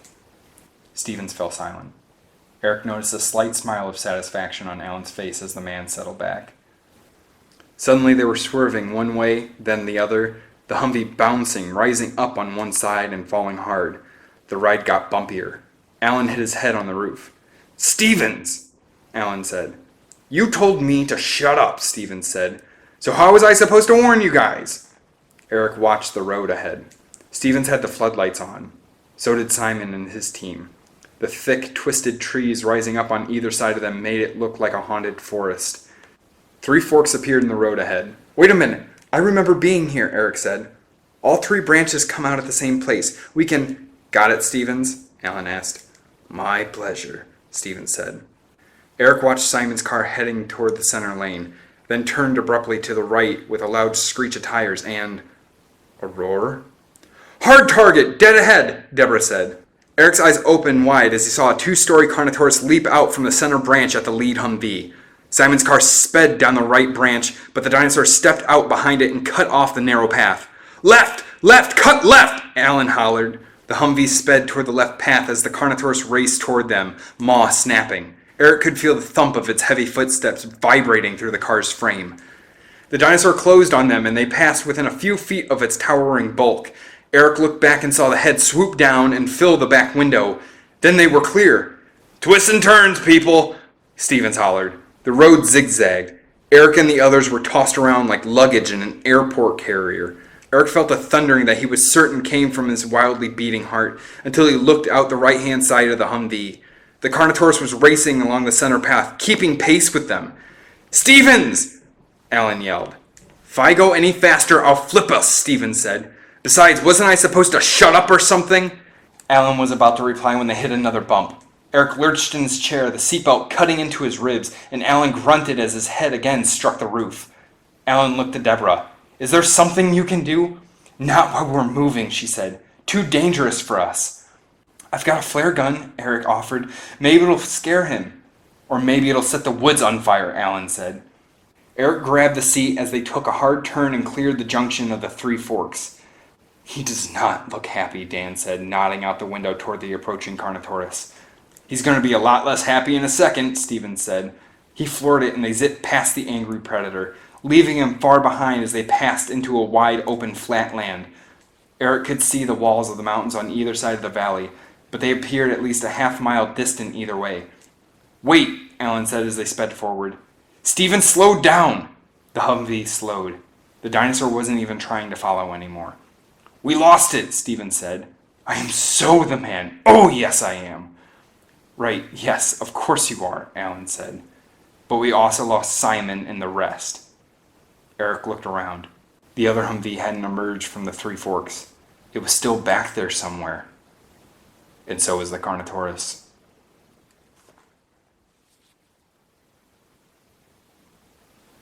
Chapter 12. Simon Tunney's skull was throbbing. He felt as if all the blood was rushing to his head. It was. He hung upside down, suspended by his safety harness in the overturned Humvee. Airbags pressed at him. He tried looking around to see if the others were all right, but he was pressed firmly in place. Sound off, Simon said. One by one, everyone replied. Then there was movement as they all tried to climb out of their safety harnesses. All but one. I'm stuck, Chris said. Someone get me out of this thing. Opening a small compartment above, Simon scrambled back as a batch of tools fell toward him. Rummaging through them, he found a pocket knife and used it to release Chris's belt and cut him loose from the confining airbag. Matt and DJ helped him lower his brother to the overturned roof. Biggs remained upside down, silently capturing the drama with his camera. You okay? Asked Simon. Yeah, and What? Simon asked. Then he followed his brother's frozen gaze, looking over his shoulder and through the left side window. The Carnotaurus was looking in. Everyone stay very still, Simon said. This is just like what happened with Lex and Tim. But we can learn from their mistakes. No sudden movements. They track by movement. No bright light. And that was a T-Rex, Chris pointed out. Lex and Tim had a T-Rex after them. This isn't a Rex. With a low growl, the dinosaur slammed its head into the side of the Humvee. The glass didn't break. The animal charged and smashed into the overturned car, but all it could do was send the vehicle rocking a few feet one way or the other. It's not getting in, Simon said firmly. What he didn't mention was that they weren't getting out. Stevens pulled up a few hundred feet before the Carnotaurus, who was punishing the overturned Humvee in the distance. Deborah was the first one out of the vehicle, and she had a sonic cannon primed before Alan and Eric could even get to her side. She handed the weapon to Alan and unholstered her tranquilizer guns. The headlights of the overturned Humvee pierced the darkness and bounced off the raging dinosaur. Eric, wait in the car, Alan said. But Eric didn't budge. Alan trembled with frustration. I don't have time for this. Go back to the car. How are we going to do this? Eric asked. There isn't enough room in the Humvee for all of us and all of them. Alan looked to the car behind him and realized that Eric was right. 2 teams, Deborah said steadily. Those in the car ride shotgun for the ones on foot. It'll take longer, but we'll make it back. You see, Alan said, there. In seconds, only Stevens was still in the Humvee. No way I'm getting out of here, Stevens said. I'm just a wheelman. You can't pay me enough. Deborah turned to Chuck, one of the 2 bulky security men who had come with her. Make sure he doesn't bolt. Chuck nodded, went around to the passenger side, and slid next to Stevens. Personal space, you cretin, Stevens muttered. Chuck didn't even look at the man. Alan turned to Eric. For the last time. Alan, Deborah said, Eric's clocked more battle hours against dinosaurs than anyone on the planet. I think he should be with us. There was no time left to debate. Come on, Alan said. The group rushed in. Eric stayed close to Deborah as they ran toward the dinosaur. He had a flare gun in one hand, the grenades and a satchel tied around his waist. For some reason, he wasn't afraid. He knew he should be, but the fear wasn't there. Don't use that unless you have to, Deborah said, nodding to the flare gun. If he's wounded, he'll just be harder to put down. And all we want to do is drive him off, not hurt him any more than we have to. Eric nodded, but he was only half listening. Despite the shouts and the commotion all around him, his world was becoming still and quiet. He wasn't just prey. He had control over his life.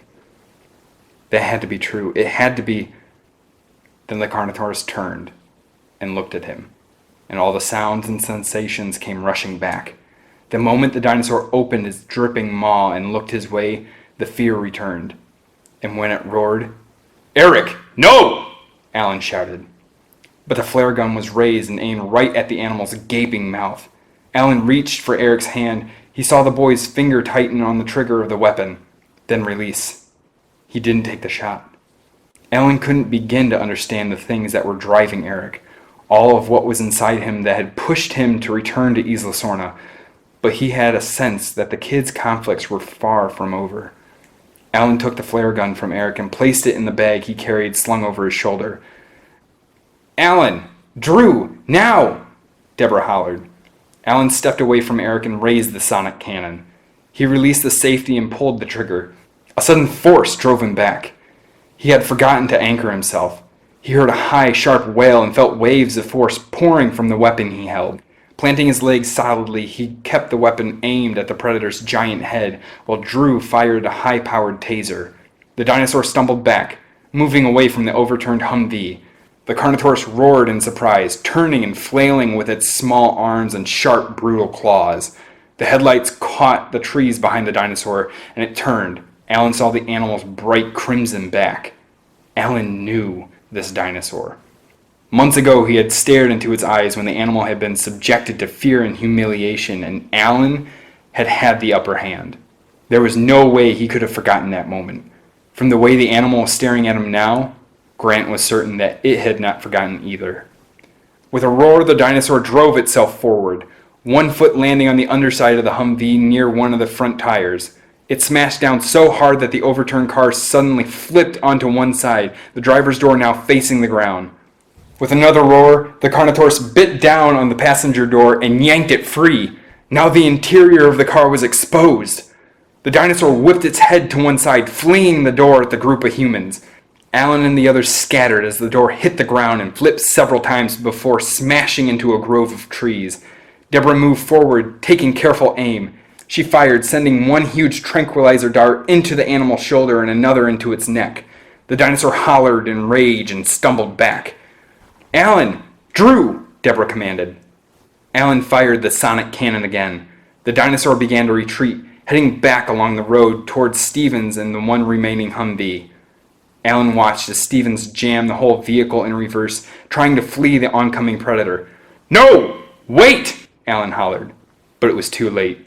Stevens drove straight back into a gigantic pothole. The Humvee tipped backward, crashing down into the hole, its front wheels spinning high in the moonlight. The dinosaur staggered towards it, focusing its rage. "Stevens!" Alan cried. "Chuck!" Stevens looked up just in time to see the Carnotaurus dropping toward him. "Come on!" called Chuck, and he pulled Stevens free from the driver's side just as the beast smashed down and the roof caved in.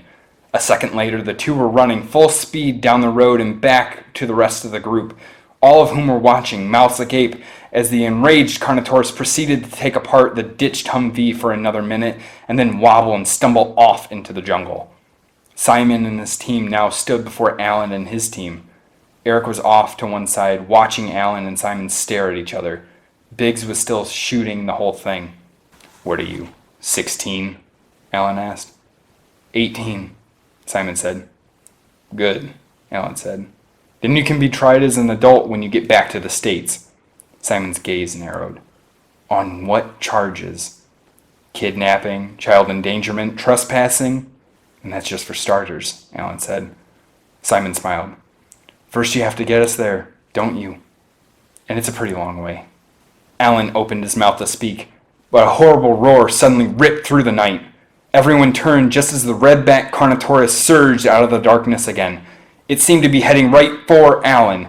But before it could get to the scientist, Chuck ran forward, waving his arms. In an instant, the dinosaur's head dipped down, its maw covering Chuck's head and shoulders. "No!" Deborah screamed, seeing the dinosaur sink its teeth into a trusted member of her security team, instantly killing him. Eric lobbed a concussion grenade at the dinosaur's feet. It exploded, knocking the animal off balance. "This way!" Eric yelled as he pointed toward the forest. Then another Carnotaurus appeared directly ahead of the 13-year-old, cutting him off.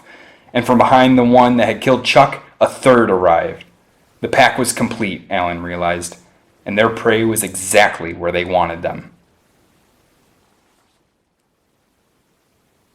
Chapter 13. Eric didn't know why the two tranquilizer darts hadn't put the redback Carnotaurus down. Alan's medical officer said something about the dinosaur's enhanced immune systems, and even now Dan Caulfield stared at the dinosaurs with a mixture of wonder, fear, respect, and anger. "Time for an experiment," Alan said. He stepped away from the others. Big Red took a step in his direction, his two pals following. "Don't," Eric whispered. But Alan stepped even further away from the others, and the dinosaurs tracked him. Eric grabbed Deborah's arms. Her features were cool with concentration. "You've got more weapons," Eric said. "You've got to have a plan." "We're outgunned and we're on level terrain," Deborah said. "We need to save what we have until we're left with no choice." "There's a choice, all right," Simon said. He pointed at Alan. "They want him." "Not as dumb as he looks, is he?" Alan said. Sweat was pouring off him. He set the sonic cannon on the ground, then looked at Deborah, who nodded. Then he glanced at Eric. "You know what to do." Eric frantically shook his head. "We're not going to abandon you." "Not your choice," Alan said. "My decision." "No," Eric said. He slipped his hand into his pouch, looking for the second of his concussion grenades. It wasn't there.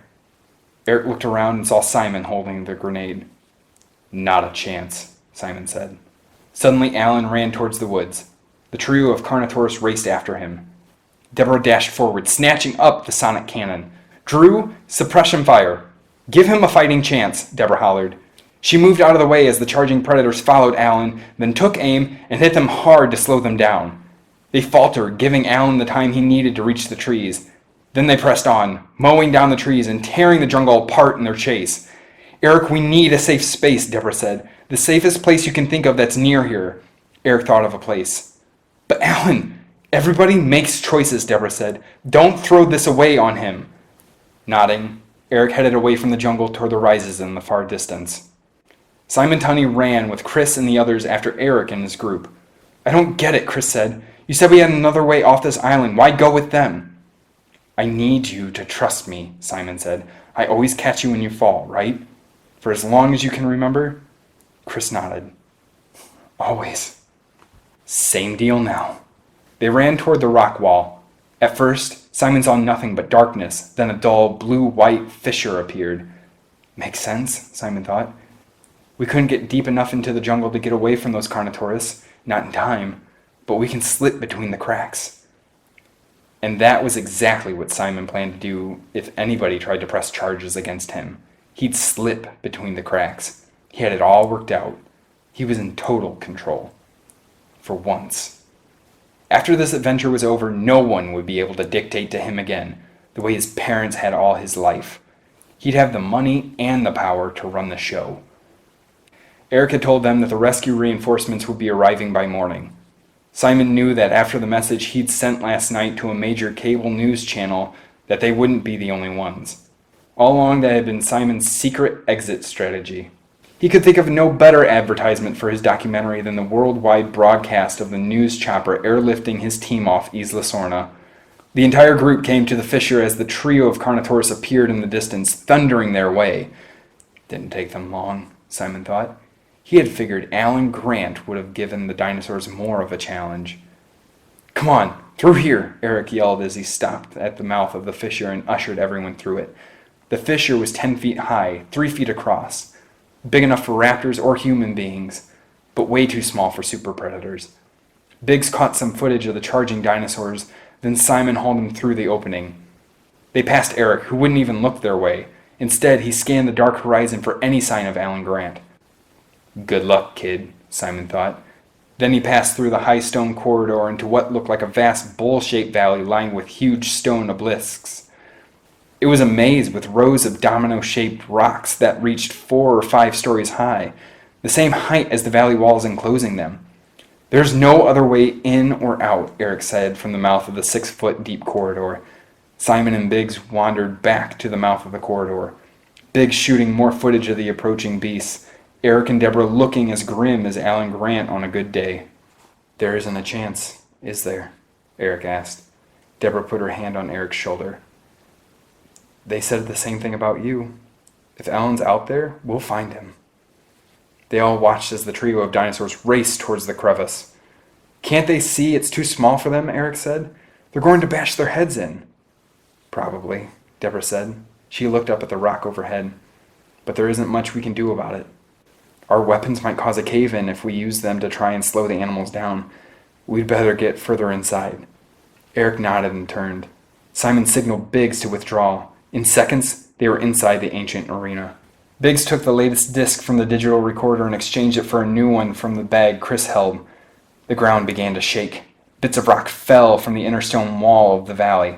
Simon heard an earth-shattering slam and thought that he actually saw the wall bulge. Of course, that was impossible, wasn't it? Moments later, he heard the thundering footfalls again, then more crashes. This time, enough heavy rock fell that the entire group had to move back, and everyone was looking around anxiously. Simon waited.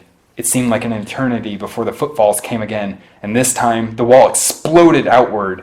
The red-backed Carnotaurus burst into the arena, his friends right behind him. The huge dinosaur had actually crashed through the rock crevices. Everyone ran. Simon heard explosions and a high-pitched wail of weapons behind him, but he did not look back. The only person he kept in his line of view was his brother Chris, because he held the bag with all their camera footage. Simon's future was in that bag. Behind them, the Carnotaurus roared. Simon heard confused shouts, something about climbing. He looked for spaces between the large rectangular stones that would be too small for the Carnotaurus to push within, or corners around which he could hide. High above, soft blue streaks filtered across the sky. The dawn was coming, and it would only make it harder for them to hide from the raging predators. Simon heard a roar. He looked over his shoulder and saw that one of the Carnotaurus was heading right for him. Simon grabbed Chris's arm and yanked him around the tight corner. The predator followed, smashing into the side of an obelisk. It growled in defiance and kept coming. Chris stumbled. The bag slipped off his shoulder as he fell. He hit his head on a rock and he twisted his ankle. The dinosaur advanced, his maw reaching down to snatch up Chris, one gigantic foot to crush the camera bag. Simon saw Chris look up and reach out with one hand. Simon had a clear choice: his brother's life or the footage that would bring him riches, power, and fame. "Sorry, Chris," he said as he reached for the bag. But really, he wasn't. There had to be one heroic sacrifice, one tragic causality, and who better to create sympathy than Simon's own brother?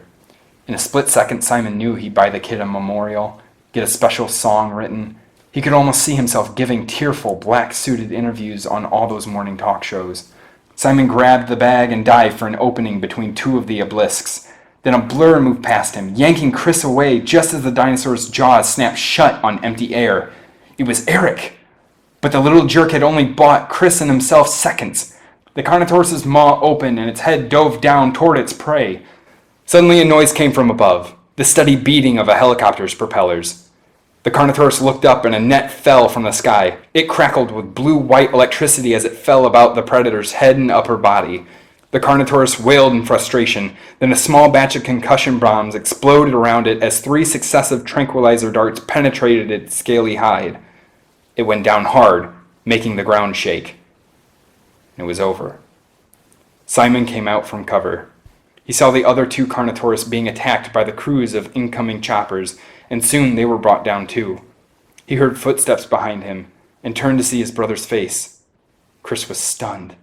His brother's betrayal had appeared almost beyond his comprehension. Almost, but not quite. Eric stood behind him, his eyes narrowed and glaring with anger. Simon shrugged. "If you can't prove it, it didn't happen," he told Eric. "A cable news crew will be here any minute. They'll get my footage, not Grant's UN team. I've already made the deal. I'm the hero, the star. Be smart and you can still get your cut." 3 figures stepped out from a groove between 2 of the rectangular towers a dozen feet away. We all saw what you did, Matt said. Biggs raised the camera. And I got it all on digital. Simon felt himself go pale. For the first time in his life, he had nothing to say. Eric was with Deborah, watching the closest of the unconscious Carnotaurus. The helicopters were dropping as low as they could, extending ladders to take everyone out of the valley. Why did you want to come back here? Deborah asked Eric. Did you find what you were looking for? Eric glanced away. Not exactly. But it's like something Ray said. I didn't find what I wanted, but I think I got what I needed. He shrugged. Guess I just needed to remember why this place isn't where I belong. Deborah's radio chirped. She turned away quickly as she spoke into the receiver. Uh-huh. Right. Got it. Her face was stone as she handed the headset to Eric. For you. He took the radio and slipped the headset on. A voice squawked on the other end. So, Eric, how was your little visit to our island? Exciting enough for you? Eric couldn't believe the voice he was hearing. Dr. Grant? How did you... I mean, where... A small laugh sounded in his ears. Where? Look up. The closest of the helicopters hung almost directly overhead. A ladder extended from it, reaching down to Eric. And the how was easy. I hid and they got bored, Alan said. I learned that little trick from a guy who lived here for 8 weeks. Eric spun and hugged Deborah. He's okay! She smiled. I know. I just didn't want to ruin your surprise. The ladder came closer. I don't know if you're ever going to want to come back here or not, Deborah said. People make things way too complicated sometimes. But one thing I would think about if I were you? What's that? The same thing someone told me when I was about your age, Deborah said. Good advice that stuck. Eric waited. Deborah grinned as the first rays of morning struck her face. Life isn't too generous with second chances, so don't waste them when they come along. Eric nodded. Yeah, I get it. Suddenly the sound of a young man loudly cursing caught his attention. He looked up to see Simon Tunney in the doorway of one of the choppers. No sooner had he stepped inside than a security guard had him in handcuffs. Hope they get that on film too, said Deborah with a smile. Then she caught the dangling ladder and pushed it towards Eric. Ready to go back to the compound? I'm ready to go back, said Eric. To my parents. In Enid. Deborah laughed. Not looking so bad after all? You got that right, said Eric. Chapter 14. Eric stood alone in the observatory, staring at the jungle in the distance. He heard footsteps and turned as Alan walked into the room. Thought I might find you here, Alan said. His expression was grim. Eric squared his shoulders and raised his chin. He had a good idea of what was coming. Why'd you do it? Alan asked. Why did you run off and put yourself at risk like that? Studying his shoes, Eric said, those guys, they needed help. And that's what me and my team are here for, Alan said. The truth. Eric turned back to the window. He heard a predator roar in the distance. I thought I missed this place. That I left a part of myself out there. But I didn't. So now you have to look somewhere else. Eric shook his head. No. I found it. It wasn't lost, just buried. Enid might not feel the same way anymore, but it's my home. It's where I should be, at least until I'm older. You disobeyed my orders, Alan said. You broke our agreement. I know. I should keep you from ever setting foot in this place again, Alan said. Eric looked down. That's too bad. I mean, I'm proud of the station, the research you're doing. Proud I had something to do with helping you get this far.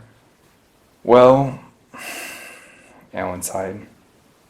Your actions also saved lives. You were very brave. Smart, too. Surprised, Eric looked up at the scientist. Alan's face was still rigid, but there was a flicker of something in his eyes. Could it be pride? What would you do if I offered you a second chance? Alan asked. If I gave you a chance to come back here in 6 months or so, when the compound is fully operational. Eric couldn't believe what he was hearing. Still, he wasn't sure he should say yes so soon. I'd have to think about it, he finally answered. I mean, I'd have to discuss it with my parents, make sure it was the right thing to do. Alan smiled. Just the answer I was looking for. As he placed his hand on Eric's shoulder, a caw drew his attention to the large window. A pteranodon was swooping down from the sky and sailing over the mesh enclosure of the ranger station. It let out another caw and sailed to the east, toward the early morning sun. Well, hopefully by then things will have settled down, Alan said. Eric watched as a wreck smashed a tree in the distance and snapped at the air as the pteranodon flew overhead. Settled down? Teased Eric. Here? Alan laughed. Then they both turned back to the window to watch the sun rise higher over the amazing, savage landscape.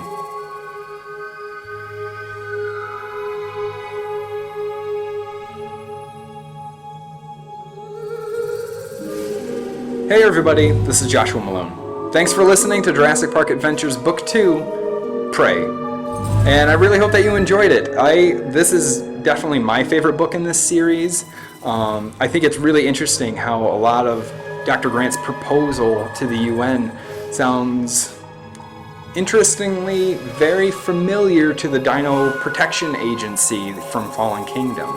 I was wondering if you guys picked up on that as well. But anyway, I hope that you guys enjoyed it. If you did, press that like button and subscribe to my channel, especially if you're wanting to see Jurassic Park Adventures Book 3 flyers come out soon. And also feel free to leave comments about what other Jurassic content that you're hoping to see in the future from me. So thanks again, and have a good one.